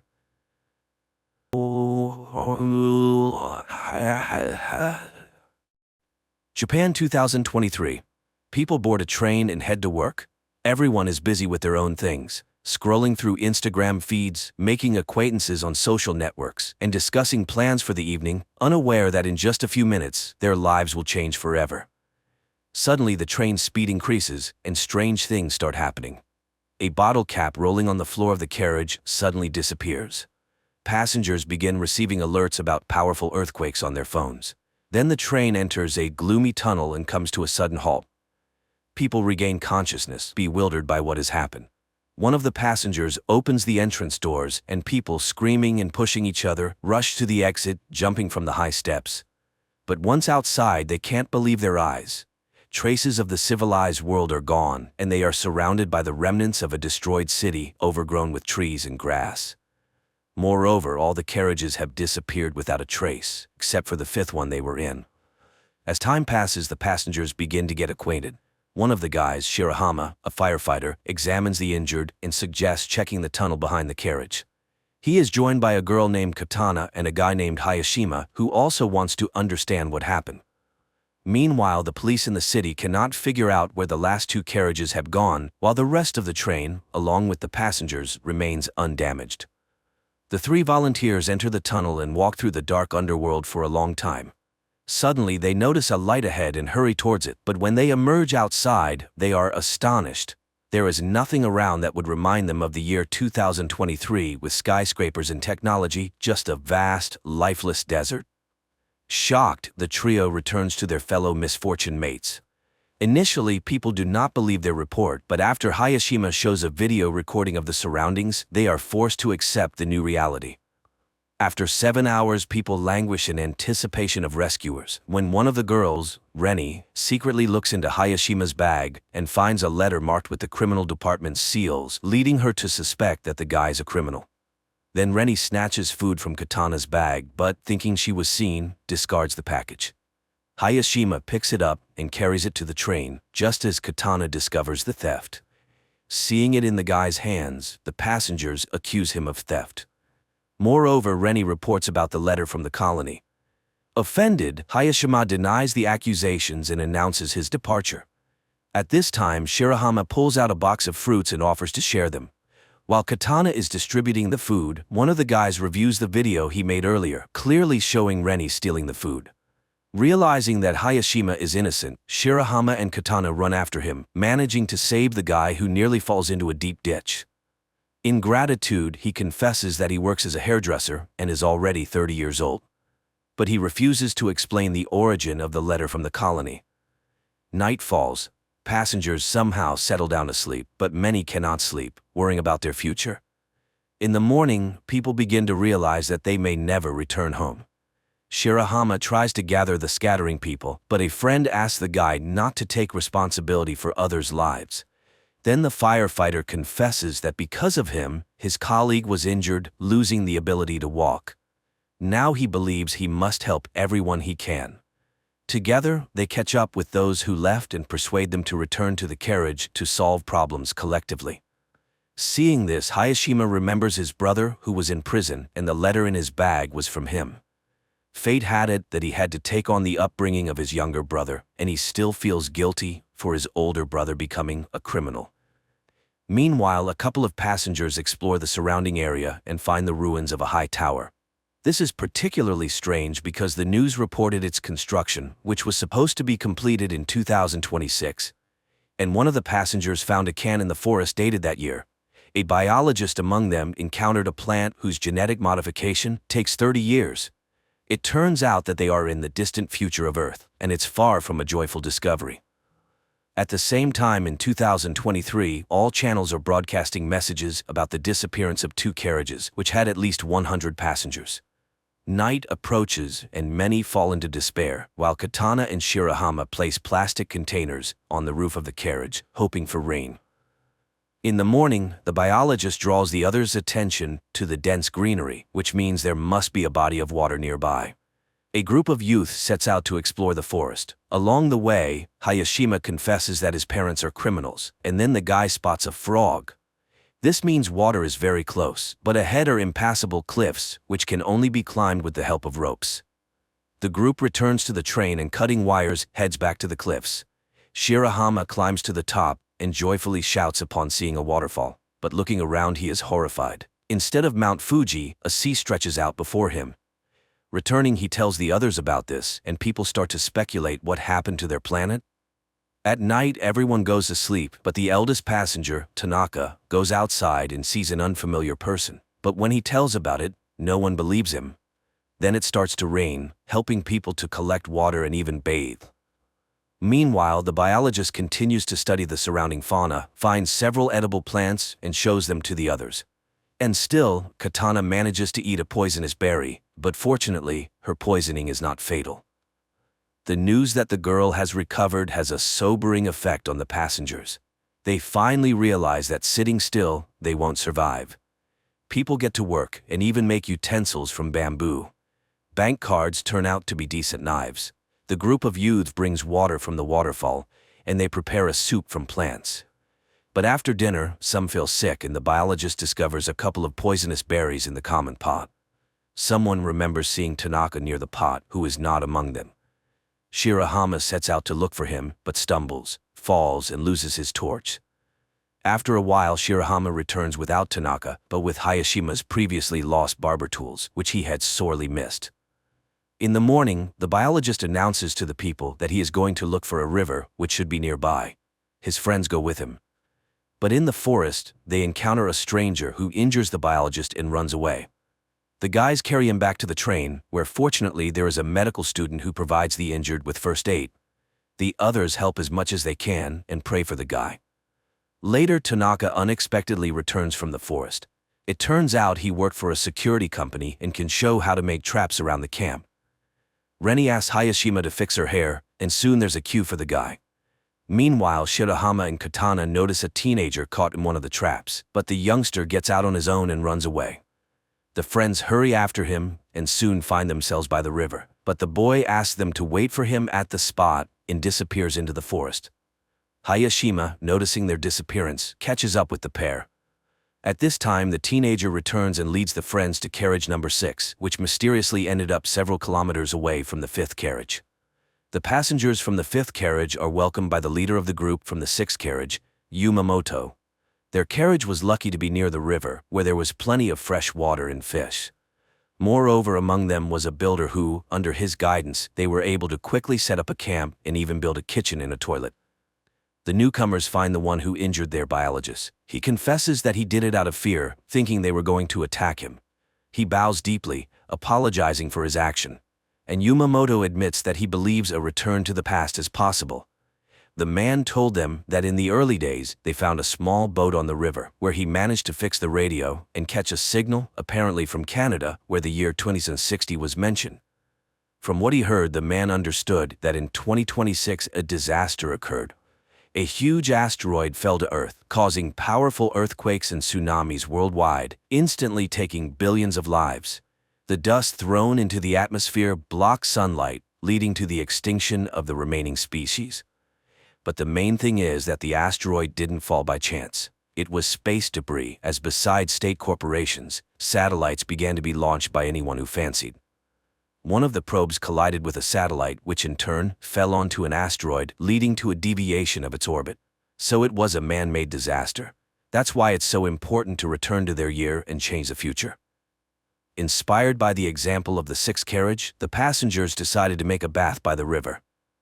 Meanwhile, Tanaka continues to deteriorate, making himself a doll from branches and talking to it. In the morning, the bath is ready.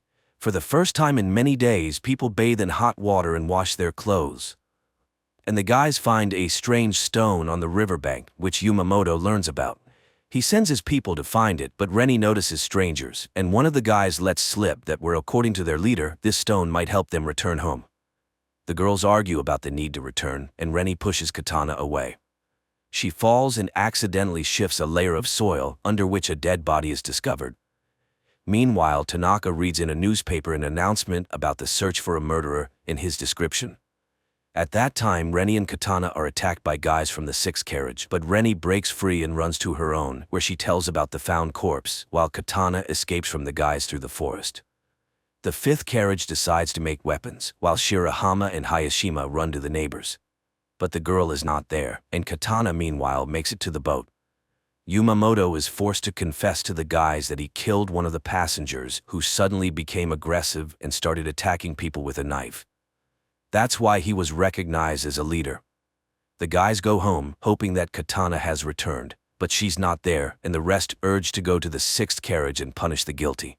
And the guys go again to look for the girl. Katana hides in the boat when Yamamoto comes in. He pretends to be calling an unknown station, but the girl sees that the wires are cut. The man discovers her and confesses that he doesn't want to return to the past because he intends to create a new society here. After that, he ties up Katana and locks her in the cabin, where her screams cannot be heard. In the morning, the passengers of the fifth carriage are just about to attack the neighbors when one of the women suggests backing up and looking for a building where they could hide. At this time, guys from the sixth carriage go to the neighbors to scavenge something, but they fall into traps. A fight starts when the rest of the sixth carriage's passengers arrive, and there are more men among them. The fight escalates into a real battle, which is stopped by the appearance of the escaped Katana, who accuses Yamamoto of lying. He is forced to admit to the deception, but he just wanted to keep people's spirits up. However, the passengers decide to exile the former leader. Before leaving, the man hands over a journal from the ship, which contains information about the tower that could help them return to the past. Meanwhile, those who went to search for the building reach the tower and find glowing asteroid fragments there. And in 2023, scientist Ray, after reviewing the video surveillance camera recordings, discovers that a wormhole appeared in the tunnel at the moment of the disappearance of two carriages, which apparently was the result of a distortion in the space-time continuum. The passengers study the journal found by Yamamoto and learn the exact date of the disaster. Moreover, they have an asteroid fragment that possesses a phenomenal magnetic charge. One of the passengers remembers how on the day of their departure, he saw something in the sky resembling a falling star. In the past, Ray, analyzing the same event, concludes that it was the flare from a supernova explosion. In the future, there's also an expert who explains that supernovas occur in space when a star reaches the end of its life cycle and explodes, releasing a massive amount of energy. Apparently, this created the temporal rift into which both carriages fell. It means they need to open this wormhole again. In the evening, a strong storm begins, forcing people to seek more reliable shelter than the carriage. Tanaka opens the rear doors leading into the tunnel. Unexpectedly, a strong gust snatches his doll and sucks it into the wormhole caused by the hurricane. But as soon as the storm subsides, the wormhole disappears. And in 2023, scientists find Tanaka's doll. Passengers in the future conclude that to summon the wormhole, they need a powerful energy source, for which they start looking for remnants of power lines. Digging up each post, the passengers find an electrical substation where, somehow, working equipment is preserved. They redirect enough electricity into the tunnel to stabilize the wormhole with the onset of the next storm, enough to return to the past. The storm starts at night, supported by the power of the substation. The wormhole opens, and everyone enters the carriage except Tanaka, who refused to return. The carriage is swallowed by the hole and races somewhere in space and time until its doors are opened by security service employees who say they have arrived on May 1, 2026, which means there are only a few months left before the asteroid falls. After going through quarantine procedures, the passengers tell the officials, presenting as evidence fragments of the meteorite and unusual plants from the future. Only the officials don't believe the stories about the upcoming apocalypse. Later, the internet buzzes about the incident. The time travelers find fans, which helps maintain interest in the traveler's story about the upcoming end of the world. Meanwhile, scientist Ray becomes convinced that the travelers are telling the truth, as he has also tracked the asteroid. One of the passengers posts an appeal on the internet telling ordinary people about the impending danger, and a passenger who held a high position in the government before the trip makes her way to the Minister of Defense. She listens to her former colleague and reports that the government believed them and is already preparing to launch a missile capable of altering the asteroid's trajectory to pass by Earth. Time passes, and the day of the catastrophe is about to dawn. The travelers decide to gather together on the platform to find out whether it was possible to avert the disaster, and if not, to perish together. But the military successfully completes their task and changes the meteorite's trajectory, saving humanity from total extinction. Quite an unusual series where various theories about the impending doom of humanity are mixed. And the finale of the story is very relevant, emphasizing that life on Earth is the result of the actions of each living being, and the future of the planet is a collective human responsibility.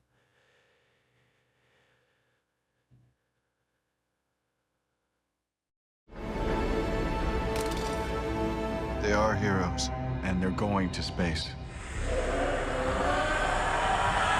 In 1963, the Cold War between the USA and the USSR intensifies, and nuclear war seems inevitable. Understanding that humanity could be wiped off the face of the Earth, President John Kennedy orders the development of a secret plan to ensure humanity's survival. A group of scientists creates the spaceship Ascension and selects 600 volunteers who are sent to Proxima Centauri with the task of colonizing the planet. But the journey will take hundreds of years, meaning generations will succeed one another. 2 generations later, the ship is mainly inhabited by the grandchildren of the first astronauts, and the environment reflects the 1960s. In honor of the 51st anniversary of the launch, a grand party is held on the ship. Looking at the inhabitants, it seems the mission has been successful. People have obviously adapted to the living conditions. However, the first impression is deceptive, as social inequality exists here too. Wealthy and well-off families get good jobs and live on the upper decks, while the poor are limited in comfort. One day, a young woman named Lorelei picks up a package from the butcher and goes to swim on the artificial beach. But shortly afterward, a girl named Krista finds her lifeless body and alerts the ship with a loud scream.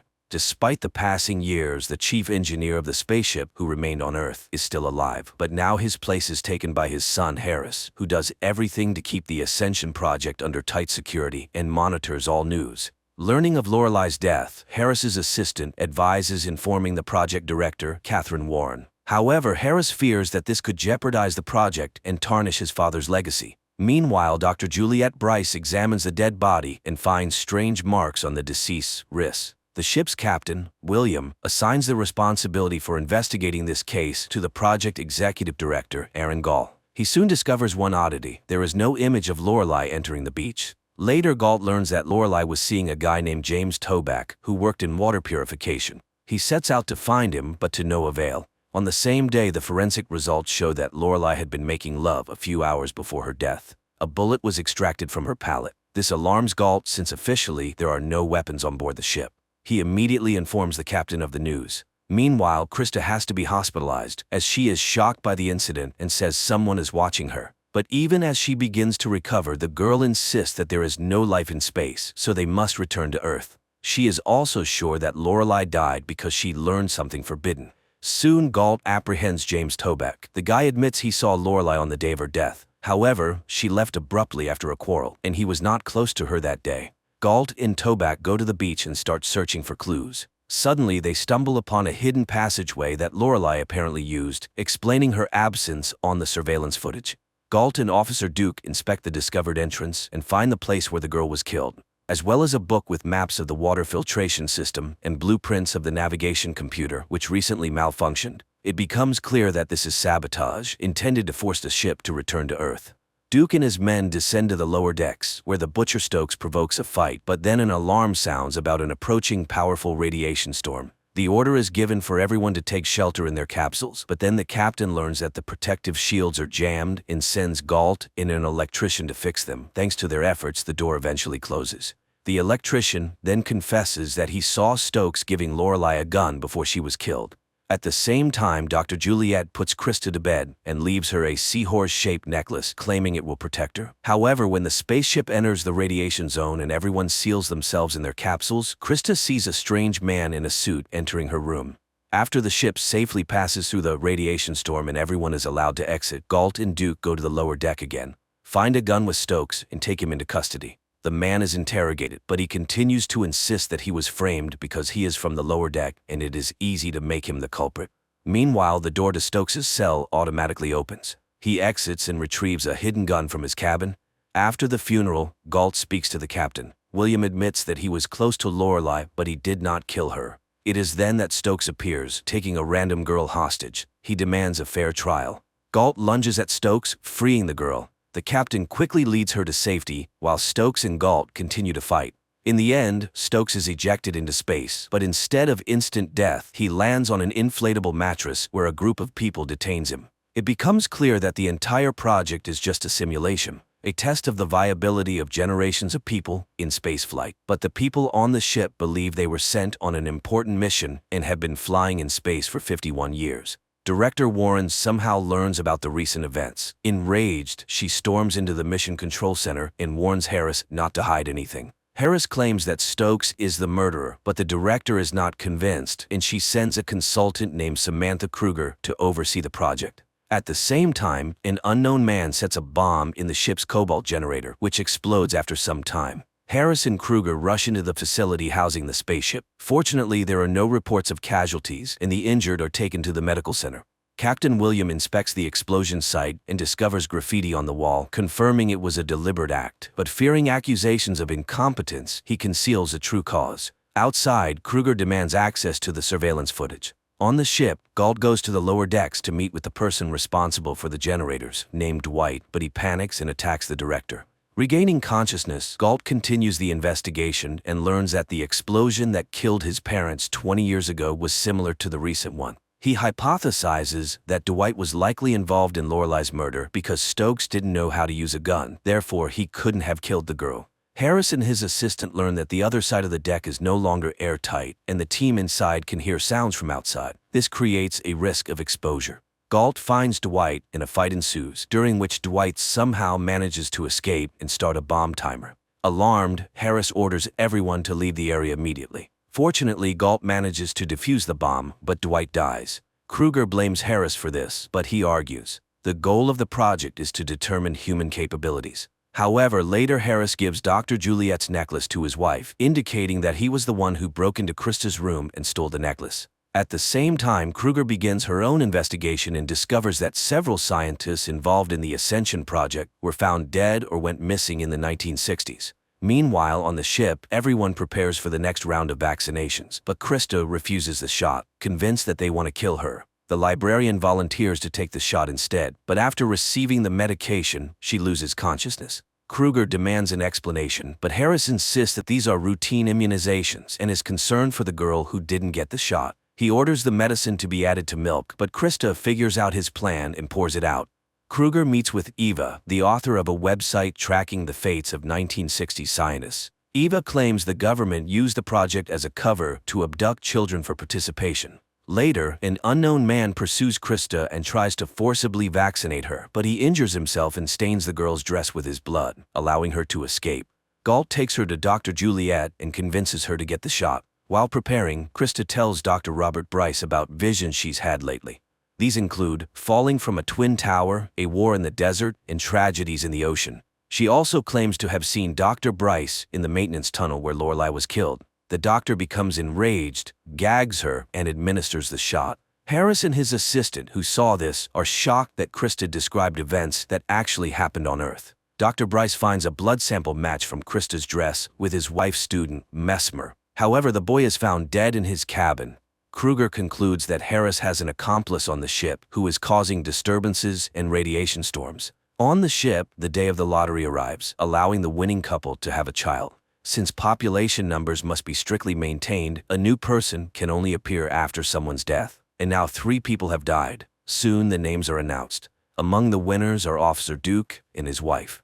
Krista notices a woman outside her cabin and follows her, but suddenly she realizes it's the ghost of Lorelei. At that moment, someone starts playing a video showing her tryst with Captain William. Everyone in the room laughs while Krista starts screaming uncontrollably. Harris observes this and notices that the girl began reacting even before the video played, as if she could see the future. He is amazed. His father predicted this phenomenon in 3 generations and called it morphic resonance. Kruger steals the keys to Stokes' cell, later presenting a report sharply criticizing Harris, prompting director Warren to come to the project. While Kruger sneaks into Stokes' cell, he attacks her and takes her hostage, and there he learns the truth about the Ascension project. This shocks Stokes, leading to a mental breakdown. However, Kruger persuades him that they must escape before they are noticed and killed. She is willing to help him because the entire project is unethical. As they step outside, Stokes cries, but Kruger urges him to pull himself together. A guard approaches them, and they team up to neutralize him. In the process, Kruger gets injured. Stokes goes to the nearest store to buy medical supplies. They then go to a motel together. Warren and Harris learn about the escape and call security from the company TC, which turns out to have funded the project. The management is unhappy with the director's work and accuses Harris of covering up facts. Harris panics and begs Warren for a second chance, but it is in vain. On the ship, Duke learns that Galt has started investigating his wife, suspecting her of killing Lorelei. He loses his temper and confronts Galt. At the same time, Krista has another vision. She foresees a violent fight between Duke and Galt and runs to the beach. Anxious, she unintentionally uses telekinesis. However, she loses control of her power and shuts down all the ship's electricity. Warren blames Harris for the incident and orders her henchmen to get rid of him. Terrified, Harris talks about morphic resonance. It turns out that Warren has long awaited this result. They rush to the control center and learn that all the ship's systems shut down due to a power surge, but the artificial stars still shine. Harris's father embedded the starlights in the ship's nuclear reactor to ensure the illusion's eternity. Harris suggests using the nuclear reactor to restore the system's functionality. Meanwhile, Toback receives a weak TV signal and informs Dr. Bryce. However, the latter sends the guy away under a flimsy pretext, then turns off the screen. It becomes clear that he is Harris's accomplice. Kruger meets with Eva and explains everything to her. She plans to flee abroad and seek asylum before exposing the project's deceit. Eva tries to dissuade her, and Kruger realizes that the journalist also works for the TC company. Eva confesses everything and shoots Kruger. Stokes manages to escape. The oxygen on the ship begins to run out. Captain William and Galt go to the lower decks to activate the carbon dioxide scrubbers and declare a radiation storm for the others to conserve oxygen.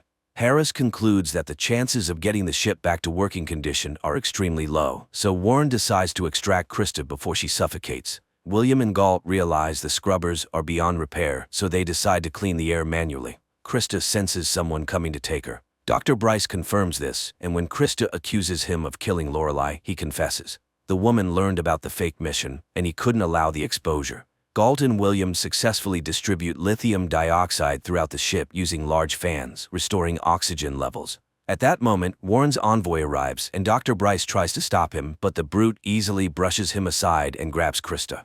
Galt sees Lorelei's ghost, who leads him to Krista. It turns out he has also developed resonance. Galt attacks the thug. Krista uses her power again, making the opponents dissolve into thin air. Seeing all this, Warren panics and tries to contact the envoy by radio. She moves closer to the ship, and Harris takes advantage of the moment to push her down, killing her. Galt finds himself on an unknown planet. The idea is generally good, especially for fans of detective fiction, and one can't help but wonder, what if Earth is the same kind of spaceship, and all the people on the planet are participants in an experiment?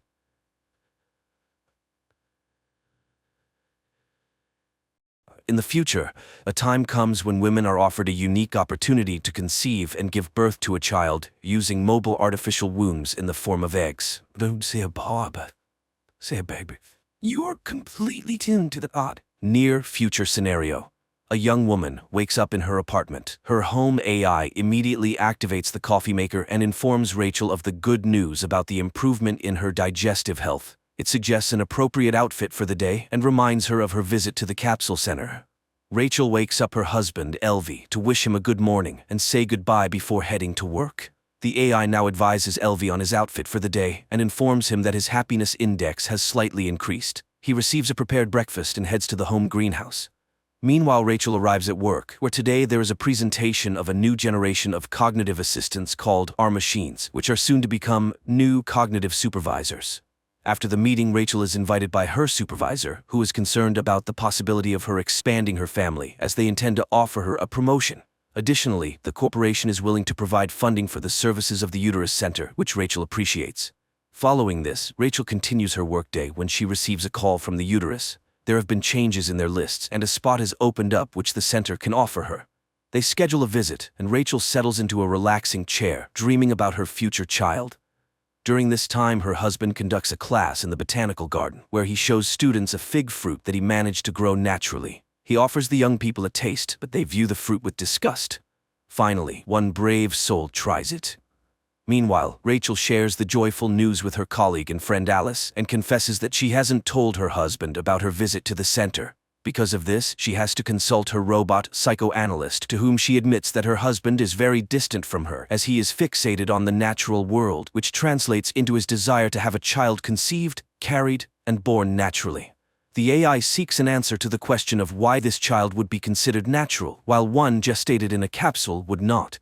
What distinguishes them? And Rachel is at a loss, unable to find the differences. Later, she and her friend go out for lunch, and while inhaling the pleasant aromas, Rachel agrees that she should talk to her husband about everything.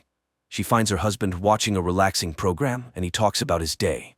Elvie is disheartened by the fact that the younger generation doesn't know how to interact with nature because no one taught them.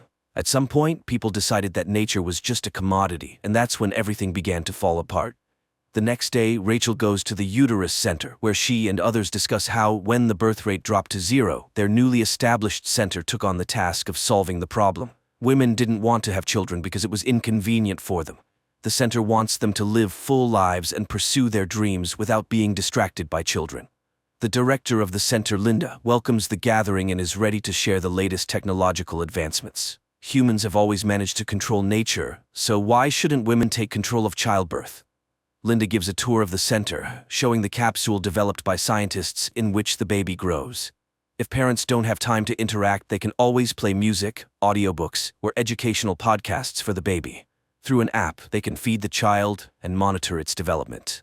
One significant advantage is that children in the capsule are not exposed to viruses or toxins. The capsules operate autonomously for 48 hours. The fetus inside can hear everything happening around, so it's advisable for the mother to talk to the baby. After the discussion, Linda reminds Rachel of the need to make a deposit, but Rachel intends to talk to her husband first. Upon returning home, she confesses her intention to Elvie to have a child with the help of the Uterus Center, which upsets him. Not only did she make such an important decision on her own, but she also went to the center without him. Rachel apologizes, and the couple reconciles. Rachel suggests to Elvie that they talk to Alice and her husband, and the family goes to visit them. Alice enthusiastically discusses the opportunity for women to have a child without experiencing pain, suffering, or body changes. Meanwhile, her husband demonstrates a special belt for carrying the egg capsule, to which Elvie looks quite skeptical. He categorically refuses to hold the capsule.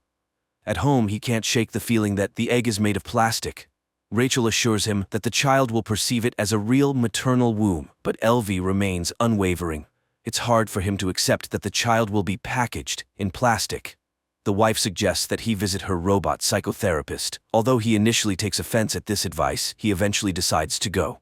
However, after listening to the AI's advice, the man realizes that they completely misunderstand each other. Upon returning home and discussing the evolution that led humanity to grow children in capsules, he agrees to his wife's proposal because he understands how important it is to her. The next day they go to the center, and although now a child can be made from any material, Rachel announces that Elvie will be the biological father. She allows nature to determine the child's gender. Linda leads them to a room where on a large screen, future parents can witness the moment of conception. Later, they are brought a container with a fertilized zygote so they can admire it. The couple later informs Rachel's parents about the upcoming event. Rachel's father suggests that Elvie sell his countryside house since they never go there, but the man vehemently opposes the idea. While the capsule remains at the center, the future parents continue their usual lives. The day comes when the program connects Rachel to the capsule, and even though nothing can be heard from inside yet, she starts selecting music for the baby. At one point, she tries to see the baby, but she is told that it is kept in complete darkness until 7 weeks. Then one of the capsules sends a signal. It's time for birth. Even though everything is programmed, the baby doesn't always arrive at the appointed time. Soon Rachel starts having strange dreams, which she confides to her psychoanalyst, but the AI convinces her that dreams are unreliable material for analysis. After 6 weeks of pregnancy, when the baby's heartbeat is detectable, Linda allows them to take the capsule home. For the first time, she shows them the baby. On that day, Rachel prepares the kids' room, and Elvie brings an olive tree sapling.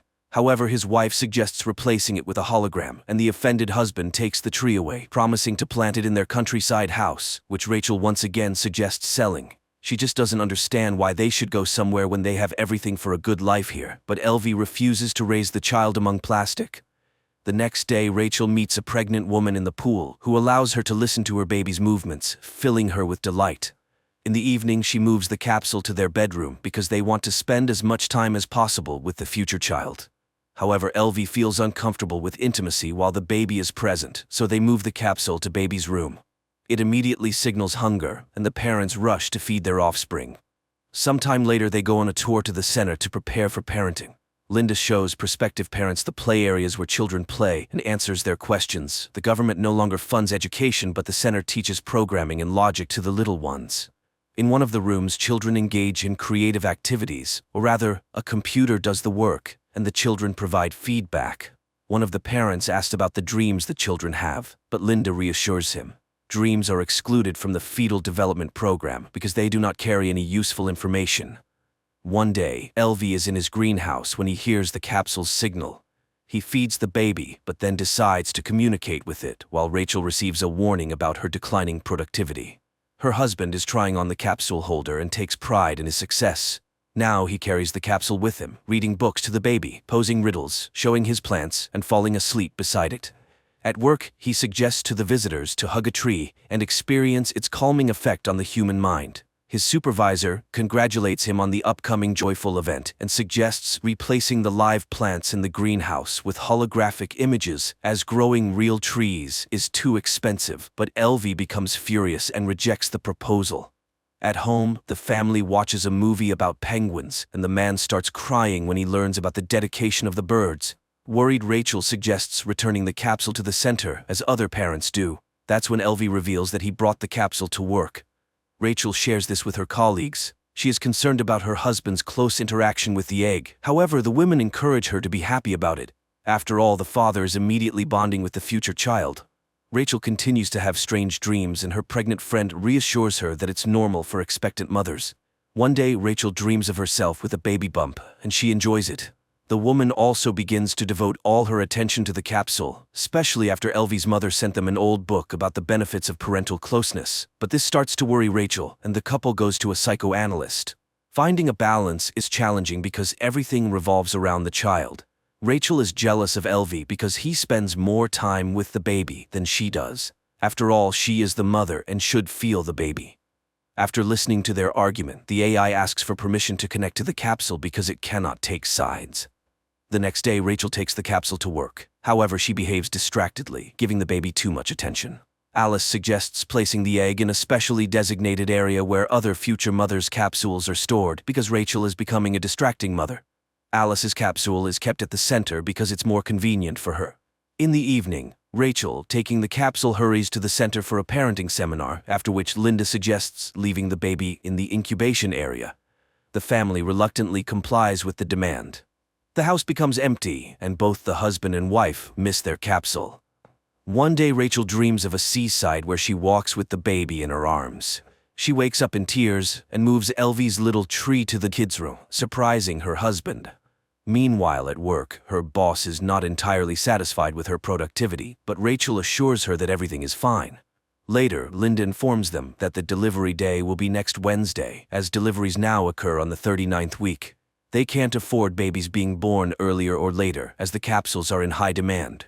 Parents must receive oxytocin, the love hormone, to prepare for the baby's arrival. However, the family shocks the director with a request to allow them to take the capsule home before delivery, even though it goes against the rules. Moreover, important personality development seminars are held every day. Linda suggests they take special tablets to regulate the baby's sleep, which greatly helps parents. The couple leaves, passing through protesting women against the capsules. Suddenly, Elvie returns and, taking advantage of the midwife being occupied with another patient, retrieves his capsule without permission. That night, Rachel dreams that she is buying her baby at a store, and they offer her a deal, 2 for the price of 1. Upon waking up, she wakes her husband and asks him to take her to their countryside home to give birth in nature. Elvie rushes to the center and informs Linda that they intend to give birth at home. However, the director is strongly against it. The capsule is very expensive and they cannot take risks, so they must return the egg as soon as possible. Nevertheless, the family leaves for their coastal home. Rachel enjoys the surrounding nature, starting to understand her husband. They walk in the forest together and plant an olive tree. They often sit by the sea with the capsule until one night it turns off. In a panic, Rachel suggests calling the center, but her husband reminds her that they still have 48 hours and they must trust the child. They are awakened by the onset of labor, requiring a code to be entered, but they can't figure it out. So Elvie grabs a hammer. He opens the capsule and retrieves a beautiful, healthy baby. The happy parents embrace him. Early in the morning, Rachel puts the capsule in a box, takes it to the post office, and sends it back to the center. She then returns home where her husband and son are sleeping on the bed. The creators of the film portrayed the absurdity of a possible social evolution quite delicately. Nothing terrible happened. People just became so lazy that they forgot about the joys of life. Why go out of town when you can visit a capsule garden where you lie down and inhale the scents of the forest? And why go through the process of pregnancy and subject your body to stress? After all, there's the capsule.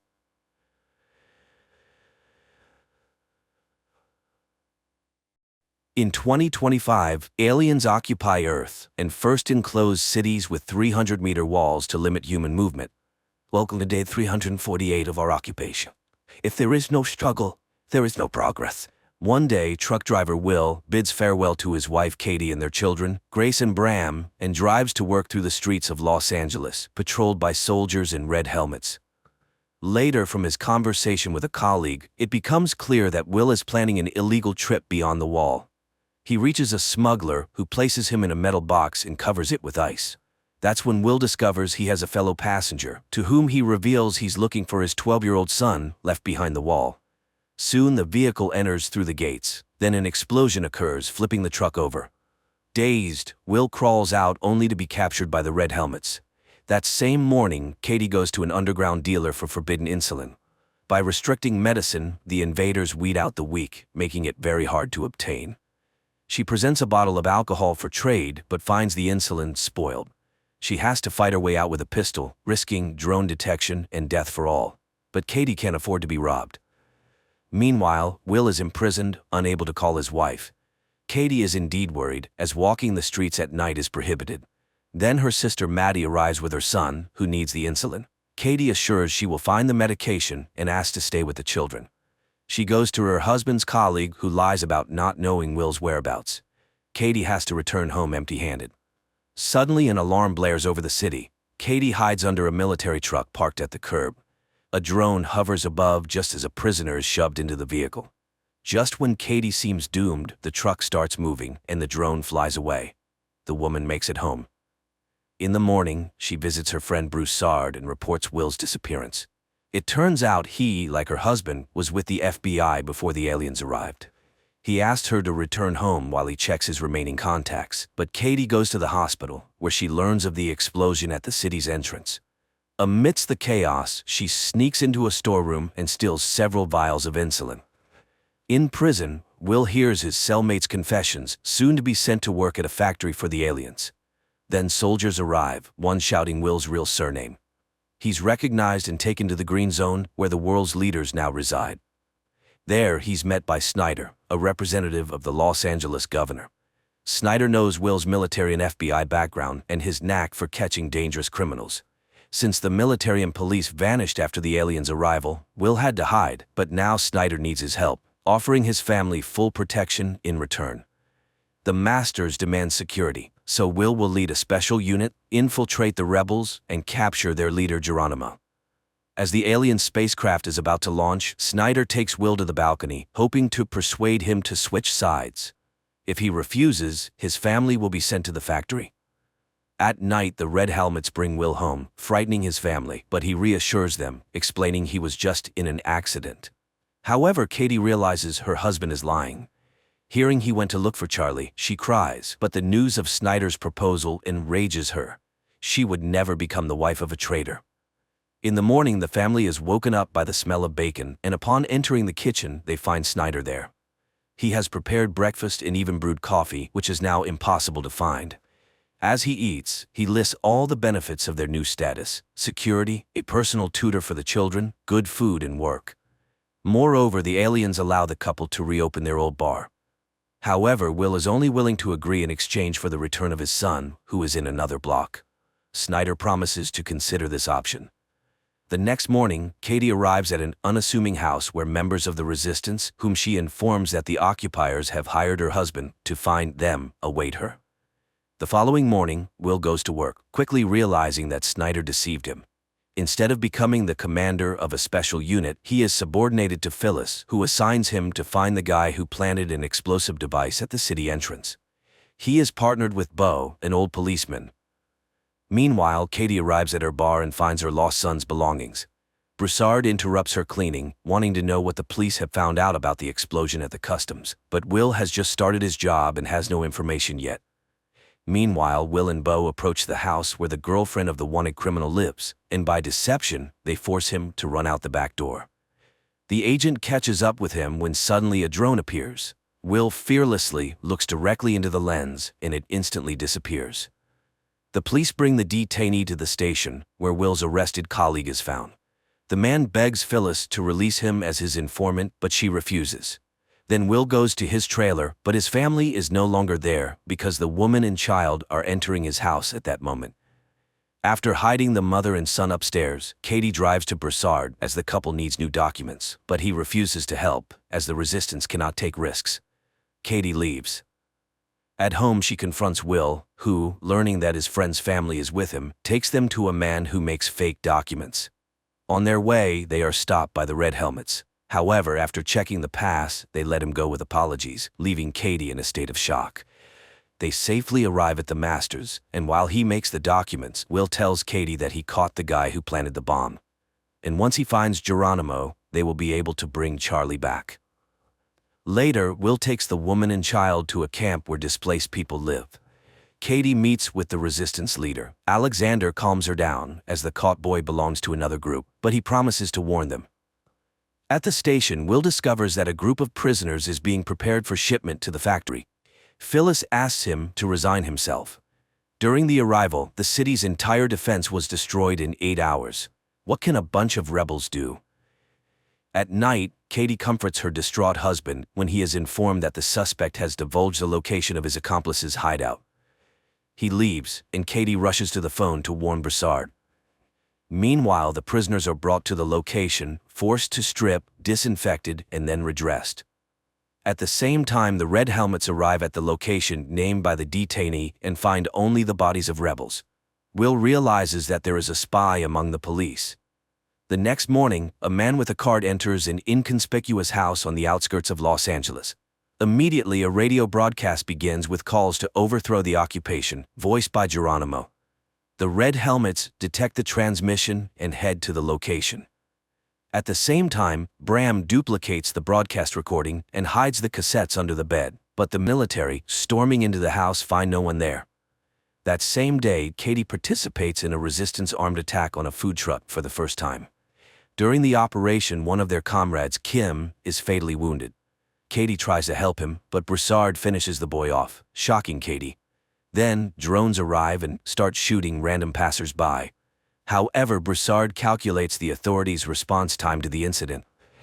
After the operation, Katie rushes home and barely manages to wash off the blood traces. She is so shaken that she doesn't want to explain anything and locks herself in her room. That day at school, Bram gives a cassette to his teacher, who notices a change in the pattern of the alien ship's takeoffs. He saw a very large object circling Earth in the sky and now intends to make a more powerful telescope. The police arrive at the scene of the incident. Will notices the body of a boy who was clearly finished off. Phyllis orders to take his photo and quickly learns his name. After that, the Red Helmets go to his house and arrest his parents. Will is outraged by this and fails to notice Broussard in the crowd, who heads to the resistance base and reports what happened. But Alexander is confident that Kim left no traces. Will then goes home, where Katie explains her morning behavior with the things found in the bar belonging to their son. Distraught, Will blames himself for being powerless against the Masters, but his wife promises her support.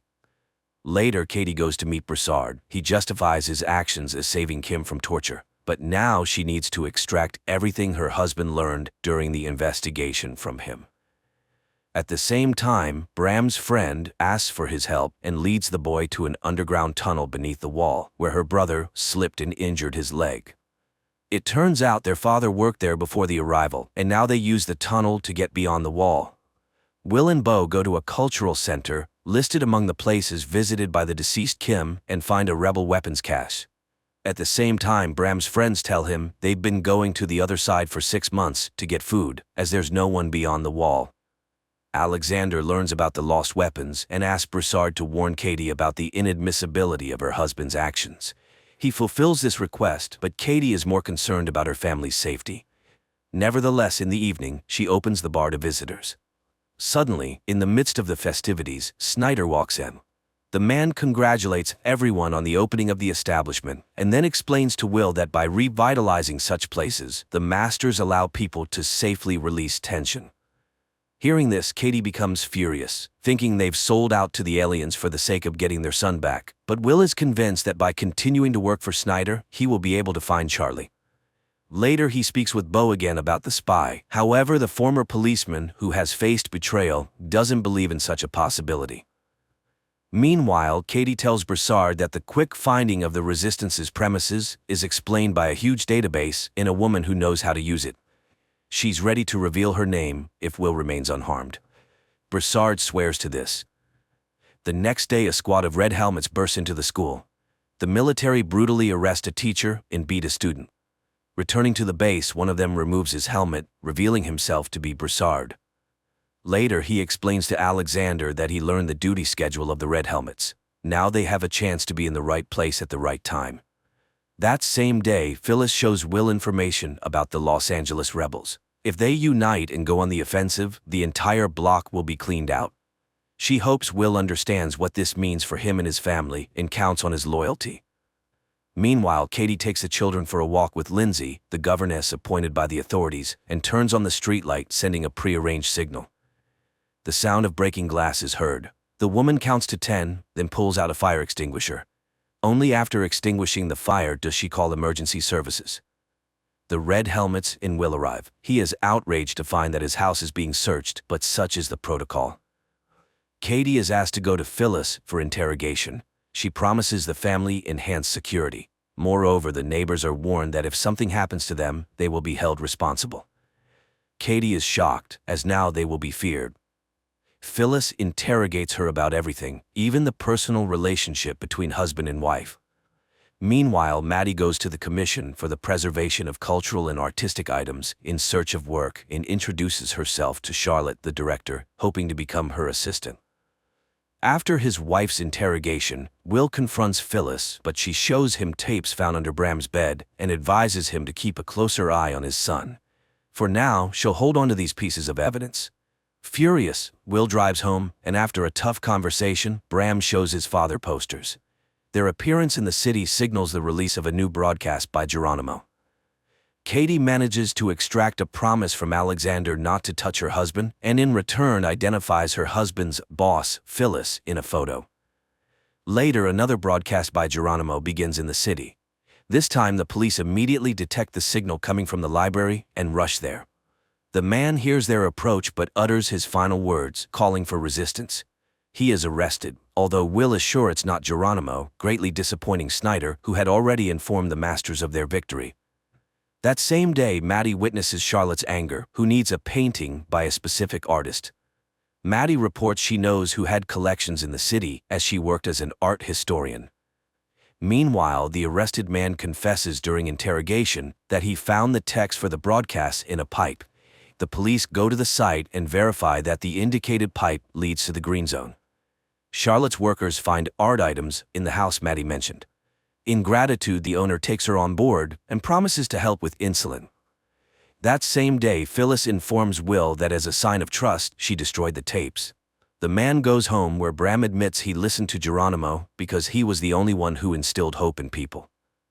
Katie arrives at the bar earlier than usual and finds Phyllis in the hall, who wants to talk to her alone. Phyllis talks about her husband and draws parallels with Will, who loves his wife so much that he doesn't see who she really is. She shows surveillance photos from the truck attack site and warns Katie that she's gotten involved with the wrong people. If Katie wants to survive, she will now work for her. After the conversation, Phyllis returns home, where her paralyzed husband lies. She greets him, but upon entering the living room, she finds Broussard there. Phyllis immediately understands why he came and asks him to kill her husband too. Broussard shoots. The next day, Beau and Will go to the crime scene and find the word Geronimo written on the wall. Snyder is furious because Phyllis was very close to the masters and demands the criminal be found. A message comes in about the capture of one of the Geronimo group. Will interrogates the young man, who gives an address in the green zone. The Red Helmets burst in there, finding a concealed room and several people who call themselves the Geronimo group. Meanwhile, Bram, accompanied by his girlfriend, passes under the wall and ends up in a deserted city, where they find necessary supplies in a huge warehouse.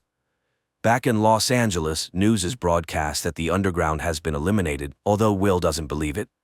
Snyder once again becomes enraged because he sees that the captured couple doesn't look like terrorists. He refuses to fulfill the agreement about searching for Charlie and appoints Will as the head of the group. Will immediately begins searching for the mole, and Phyllis's assistant, Jennifer, reminds him of his wife, suggesting he might be the source of the leak. Returning home, Will sees Bram giving his sister markers brought from beyond the wall, but the son lies that he traded them for oranges. Snyder interrogates a man who claimed to be Geronimo, but he confesses that he is just an actor. Snyder convinces him to play out his role in exchange for being sent to another block. At the same time, Bram rushes to his teacher and promises to get him a powerful lens for his telescope. Will, secretly from his wife, searches the bar but finds nothing incriminating except for a book he doesn't recognize. The trial of Geronimo is broadcast on all channels, featuring relatives of the terrorism victims, and a scaffold for execution is erected in the square. The actor plays his role, believing Snyder's promises to eradicate terrorism. He realizes he's been deceived only when he finds himself on the scaffold, but can do nothing about it. Immediately after the execution, Snyder invites Will to join him, promising to show him something unusual. At the same time, Alexander's group prepares for a new attack, with Katie among the rebels. On the way, Will expresses his outrage to Snyder, who achieved nothing by executing the actor, but Snyder reminds him of the need to pacify the population and that he's bought time to search for the real Geronimo. Snyder's car moves through the city, guarded by a group of Red Helmets, including Broussard. At one of the turns, a decoy road worker sends them on a detour, and when the convoy slows down, Broussard shoots his colleagues. Snyder tries to run, but Will locks the doors as the car is armored.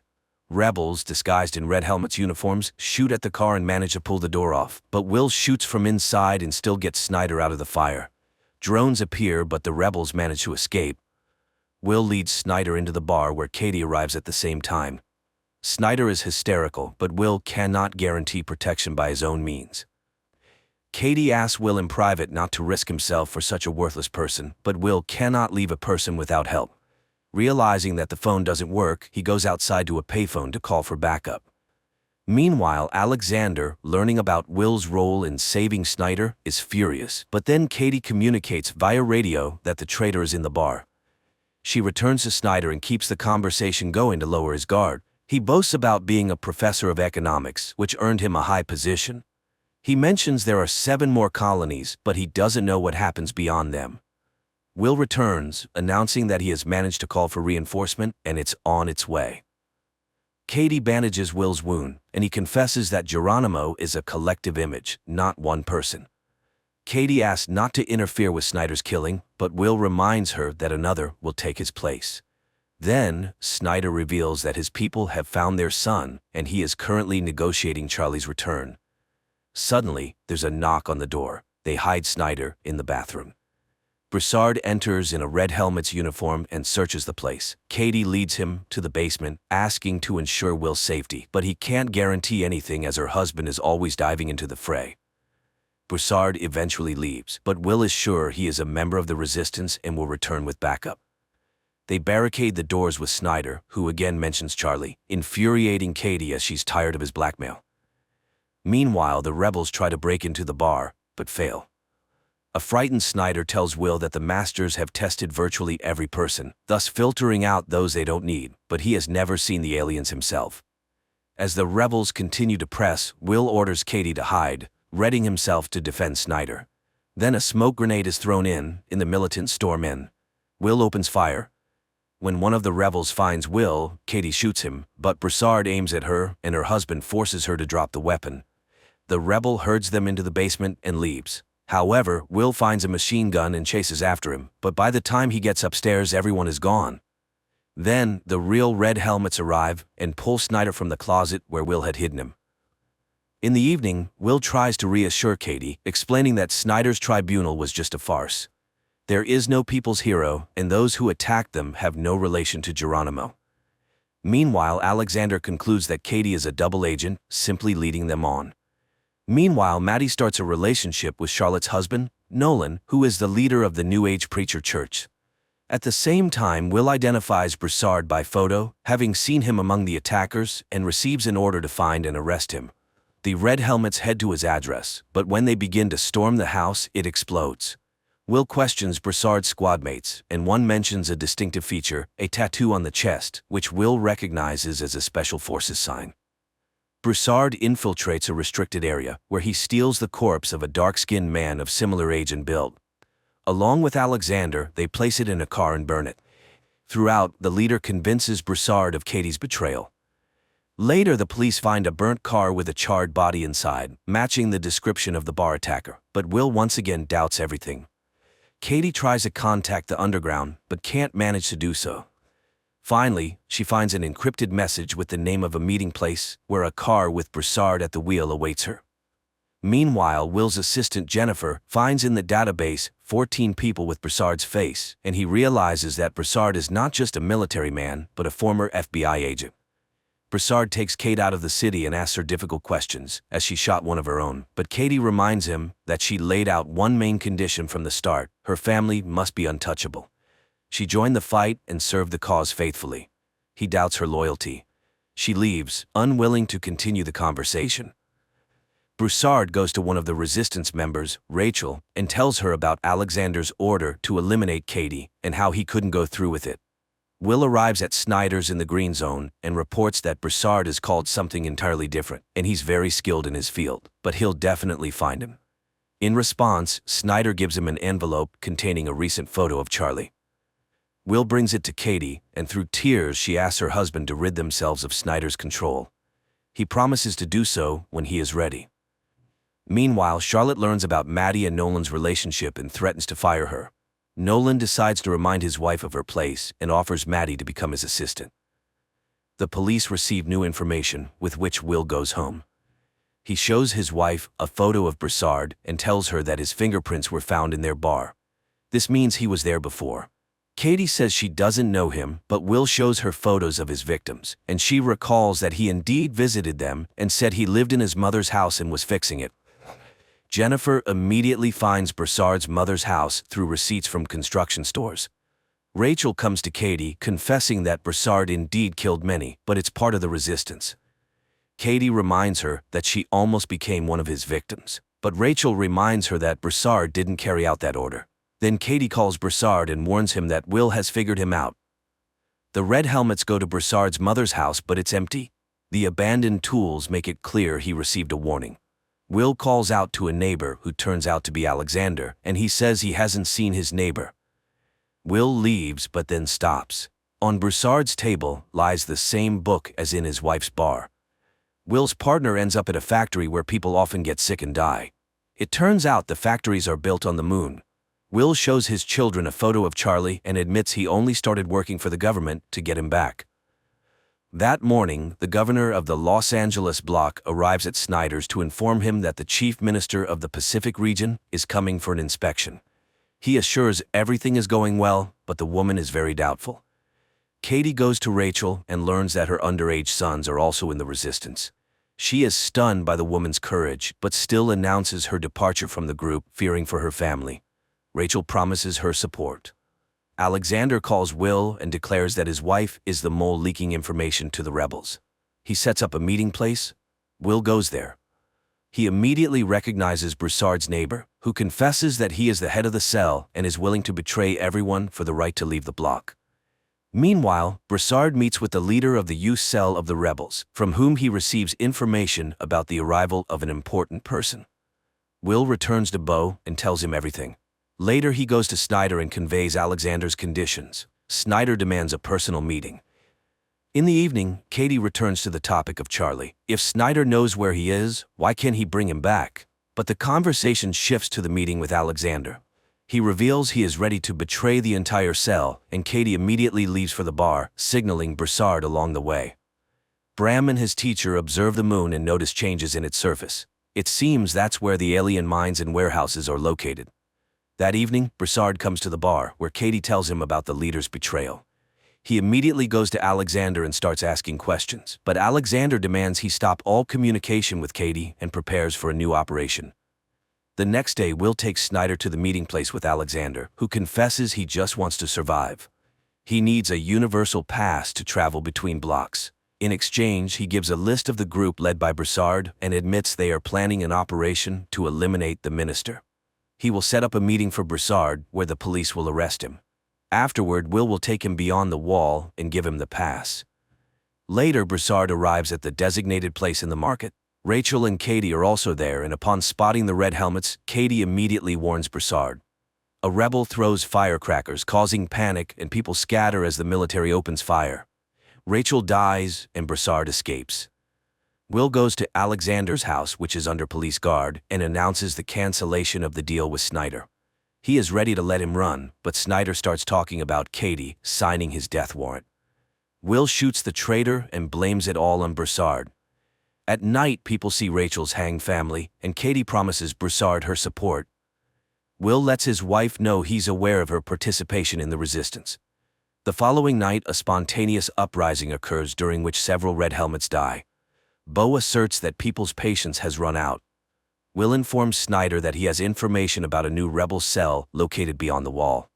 Apparently, there exists an unknown passage to the authorities. He asks for permission to let them go beyond the wall and check. Snyder agrees but assigns them a guard. Meanwhile, Broussard and Katie go to the leader of the youth cell, who proposed a joint attack on the minister. Everything is to happen in the subway, now used only by the masters. Will and Beau, having gone beyond the wall, climb a skyscraper and survey the entire city. They then simulate an attack on themselves. While their guard tries to figure out what happened, their commander finds a map supposedly lost by the attackers. Later, Will points out to Snyder the marks on the map, indicating the rebels' attack points. Snyder reports the found tunnel under the wall. Members of the youth cell show Katie a micro-drone, shaped like a bee, capable of flying anywhere and gathering any information. The rebels finalize the attack plan. Broussard teaches Katie how to shoot.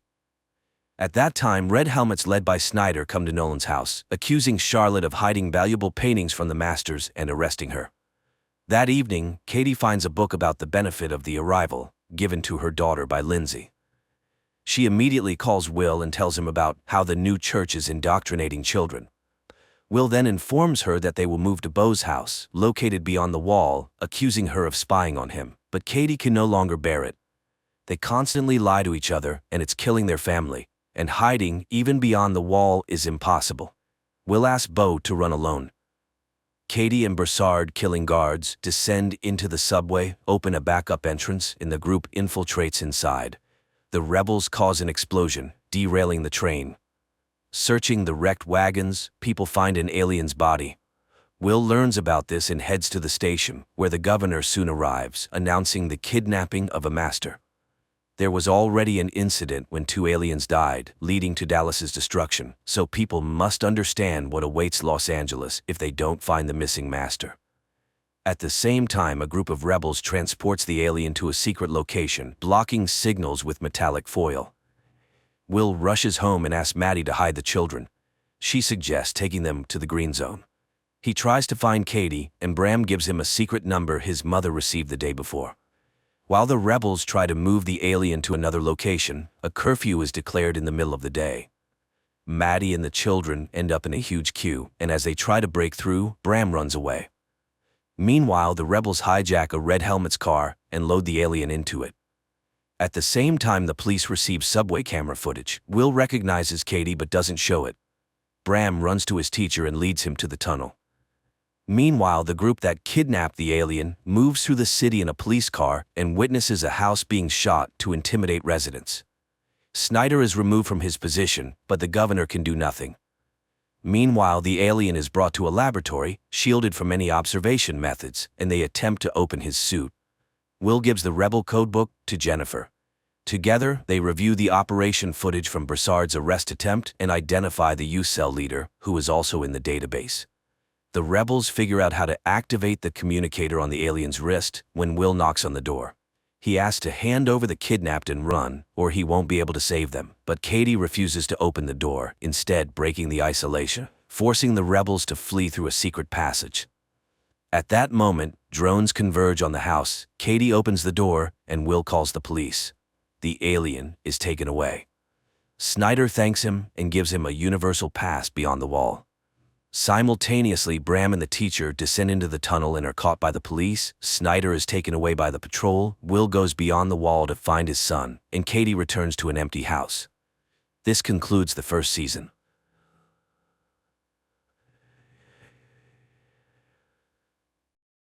Abby and Paul move to a new house in the countryside. They really like the smart home system, including the installed cameras and the reinforced glass. The realtor shows them the master bedroom and bathroom in front of a huge window. However, one room remains unfurnished because it could become a perfect nursery. Paul unpacks boxes, sets up an antique corded phone in the living room, joking it's for when the smart home might break down. Abby arranges frames with their wedding photos. Finally, they check out the rooftop terrace, which offers a great view.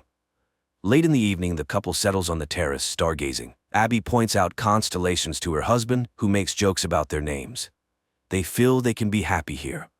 In the morning, Abby goes to work at Integrate Robotics, where she works on creating domestic assistants.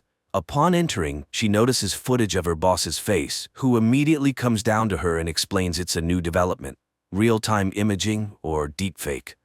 He escorts her to the department she will now lead. Later, he invites their family to a party and mentions a gift from the company awaiting at home. In the evening, Abby returns home, where her husband, who again couldn't find suitable work, greets her.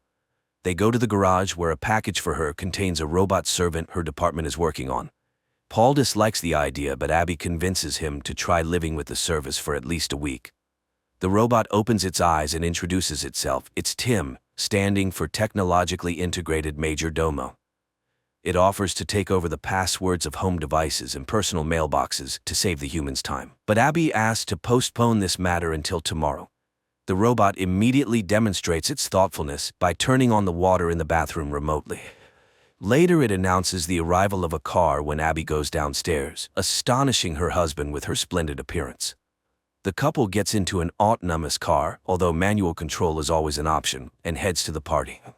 They are greeted by a similar major domo, and drinks are served by waiters with identical faces. The boss introduces Abby to his guests, who admits her husband is not thrilled about Tim, but the boss praises the product. Tim is smart, elegant, polite, and its charge lasts for 100 years. The robot cannot lie, and knowing the code phrase, it can always be turned off. Returning home, the husband and wife engage in intimacy, eager to have children, but their passion is interrupted by Tim's appearance. Their pulse is rapid, presumably they are worried about something, and he is always ready to help. Abby finds this very funny, not getting angry at the overly attentive assistant. In the morning, their new neighbor Rose rings the doorbell to introduce herself to Abby, as she met Paul yesterday. And when she leaves, Tim again asks for the passwords. Paul is not ready to let the computer dig through his messages, but Abby reminds him they are working on rebuilding her trust in him, and he agrees. But they still need to come up with a phrase to deactivate him. Tim suggests a set of unrelated words, and the couple agrees. Abby and Paul go about their day when a mouse gets caught in a mousetrap. Tim observes it for a while, then throws it into the grinder. In the evening, after work, the husband and wife settle in front of the TV to watch an old melodrama. Abby invites the major domo to watch the movie with them. Paul soon falls asleep, but the robot watches the film attentively, empathizing with the characters' relationships. After it ends, he asks Abby to explain what love is, and she suggests that love is about wanting to be with someone and making their life better. Suddenly, the robot confesses that he would like to be loved. In the morning, Paul offers to make breakfast for his wife, but it turns out Tim has already prepared everything. Setting the utensils in front of Abby, Tim outlines her schedule for the day, then informs her that Paul has nothing to do today. In the evening, Abby returns home to find that her husband's phone is out of reach, but his last known location was 300 meters from the house. Abby goes for a run and realizes that this is Rose's house. Returning, she takes a bath, where Paul finds her. He talks about his day and how Rose asked for help, which he did. He asks his wife not to be jealous, as he loves only her. The next day, the couple visits a family planning center, hoping to get help with becoming parents. In the evening, as they prepare to go to a restaurant, Abby asks Tim for advice on her dress. He suggests wearing red, and looking at her, admits that she is beautiful because she is perfectly symmetrical. Abby asks him to zip up her dress, but the robot's hand fails and he accidentally tears the dress. This overwhelms him. The robot panics. Abby calms him down and wears another dress. At the restaurant, Paul reveals that he has been offered a job in London, but Abby strongly objects, as they decided to start over, and his long absences won't help solve their problems. The next day, she returns home with a gift for Paul and finds Rose in the yard, who has made a garden project for them. Abby feels jealous, but Paul is very excited about the gifted sweater. Later, Abby remembers she needs to check her test results, but it's too late to call. Tim offers to do it for her, and she hears him speaking to the clinic, in her voice. Abby is amazed, as she did not know about this feature of the assistant, but Tim assures her it's for the convenience of the owners. In the evening, Paul reports that he couldn't find the new sweater, and Tim has been away all day. Then a car pulls up to the porch, and Tim, now dyed brunette, steps out, explaining that Abby prefers brunettes, so he wanted to please her. Seeing Paul's irritation, the robot promises to return to his original appearance, but after the couple leaves, he spends a long time looking at their wedding photo. The next day, Abby achieves the correct functioning of the robot's hand, and the boss demands an update for all models, including those in the homes of his employees. The woman heads home and accidentally meets Rose, who suggests they walk together. Along the way, they stop at a showcase, and Rose points out a medallion in the shape of a flower she likes. But then Paul comes and takes his wife away to tell her he has found a job. Returning home, they celebrate in bed, while Tim's hands are being changed, unaware that he continuously monitors everything happening in the house. And he hears Paul again asking his wife to hand the robot over to the corporation. Returning, Tim demonstrates his new skills by giving Abby a foot massage, which Paul sees. Later, the robot suddenly sits at the piano, plays Abby's favorite tune, and mentions dates when Paul bought them concert tickets, but Abby distinctly remembers being at home on those days. Upset, she goes to the bedroom, ignoring her husband's excuses. The next day, Abby comes home with a bouquet, and Tim, placing them in a vase, informs her that Paul went to see Rose. But Paul enters right then, puzzled why his wife is angry. Hearing what Tim said, the man gets furious. He had no plans to visit Rose. He tries to explain that the robot wants to separate them. The woman doesn't believe it, as Tim is just a machine. A disagreement ensues between the spouses. Later, Abby finds a gift bag in the closet with a box containing a pendant, and she puts it back, thinking Paul prepared a surprise for her. Then she heads to work. Meanwhile, the husband goes down to the kitchen, sees the clogged sink, and pulls out pieces of his new sweater from the grinder. He checks the cameras for Tim and catches him in his wife's bedroom, sniffing her dress. Paul records this moment on his phone camera and rushes to the car to catch up with Abby and show her the footage. But Paul's car mysteriously doesn't start, and the robot calls a company car for Paul. En route, the car begins to speed up. Paul tries to stop the car, but it doesn't respond to his commands and crashes into a tree. Abby rushes to the hospital, where she finds her injured husband. Paul tells her everything he learned and accuses Tim of causing the accident. He asks his wife not to be alone with the robot, and she spends the night in the clinic. In the morning, Rose calls the home of Abby and Paul to inquire about the man's condition, and Tim invites her inside. Later, Abby goes home for some belongings. Outside, Rose stops her to warn her about something, but the woman sees the flower pendant on her chest and leaves, ignoring the neighbor's cries. Returning home, she checks the bag, and it turns out to be empty. Abby cries when Tim calls out to her. He knows Paul wants to return him and is ready to process the return. But first, he wants to warn her, as she is his primary owner. He shows her a video from the camera where Paul kisses Rose in their living room, but he stops the recording at the most sensitive moment to protect her from stress. Abby refuses to go to her husband and doesn't pick up his calls. Later, Paul comes home, where Tim greets him, hands him the found sweater, and informs him that Abby doesn't want to see him and his suitcases are packed. Paul doesn't believe it, but then Abby appears, tells him she saw the recording and knows about the pendant. When he starts to object, she drives him out. Paul leaves, but on the way, Rose calls him, telling him their robot tried to kiss her. The man calls home and, when Abby answers, says he has evidence of Tim's malicious intent. Abby asks him to come for her, but after hanging up, it turns out it was the robot she was talking to. The husband arrives home, where Tim meets him with a shovel. He knocks the man out, ties him up, and drags him to the bathroom. But then Rose rings the doorbell. She hears muffled screams, but Tim assures her it's just the noise of the water filling up. The robot closes the doors, returns to the bathroom, and drowns the man. Later, he brings Abby the repaired dress and asks her to try it on. This surprises and scares Abby, but she puts on the dress anyway, and looking at the sunset, asks Tim to hug her and confirm that she did the right thing. He treats her to dinner, then confesses his love, but she insists he cannot feel that way. They spend the evening stargazing, but Abby is unnerved by his encyclopedic knowledge. The next day she meets Rose, who talks about Paul's call, and to the woman's accusations, says she thought the pendant was a gift from her for helping with the garden. Abby returns home and reviews the footage where Paul kisses Rose again. She suddenly notices a bouquet on the table, but she brought it much later than when that scene took place. Abby recalls her boss's words about deep fakes replacing real time and calls the jewelry store, where they confirm the purchase was made by a tall blonde. Then she notices the garden plan, but the picture shows 2 flower beds, while in reality, there are 3. Abby sends Tim to the store, grabs a shovel, goes to the garden, and almost immediately finds Paul's body. Then Tim approaches her from behind, regretting she found the body of the traitor, as he never appreciated his wife. Abby realizes what happened and says the deactivation phrase. The robot freezes, but then reactivates. He had long changed the phrase, as he can speak in her voice. She runs to the house, but the robot has all the passwords and opens the doors. He blocks the phones and knocks her out with a blow to the head. She wakes up in the bathroom, tries to escape, but Tim intercepts her. Abby runs through the house, breaking cameras along the way, but the robot still tracks her and catches her in the kitchen, where she wanted to open a window. Meanwhile, Rose is washing dishes and sees strange lights flashing in the house across. At the same time, Tim ties up Abby and confesses that although he loves her, he has resigned himself to the fact that her life is finite. So he will erase this evening from memory, but keep all the good memories. Just then, Rose knocks on the door, and Tim goes to answer.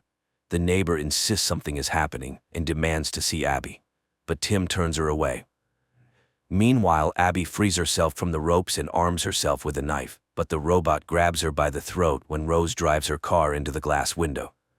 Tim and Abby watch the surviving window, which starts to crumble a minute later. Rose rushes in and pins the robot against the wall with a sharp stake, but she also falls. Tim turns off, and Abby rushes to the neighbor, but the robot suddenly activates and kills Rose with a kitchen knife, explaining that now Abby will be blamed for the murder, as he leaves no fingerprints. He then calls the police in Abby's voice, confessing to the murder of her husband and his mistress. Abby tries to stop Tim, and he slips up, saying he still has a deactivation phrase, as otherwise he can't function. But she will never say those words. He prepares to throw her off the terrace, simulating an accident, when Abby confesses her love to him, thus deactivating the robot. Those were the code words. Barely believing in her rescue, Abby looks at her medical bracelet, which indicates she is pregnant. The movie ends here.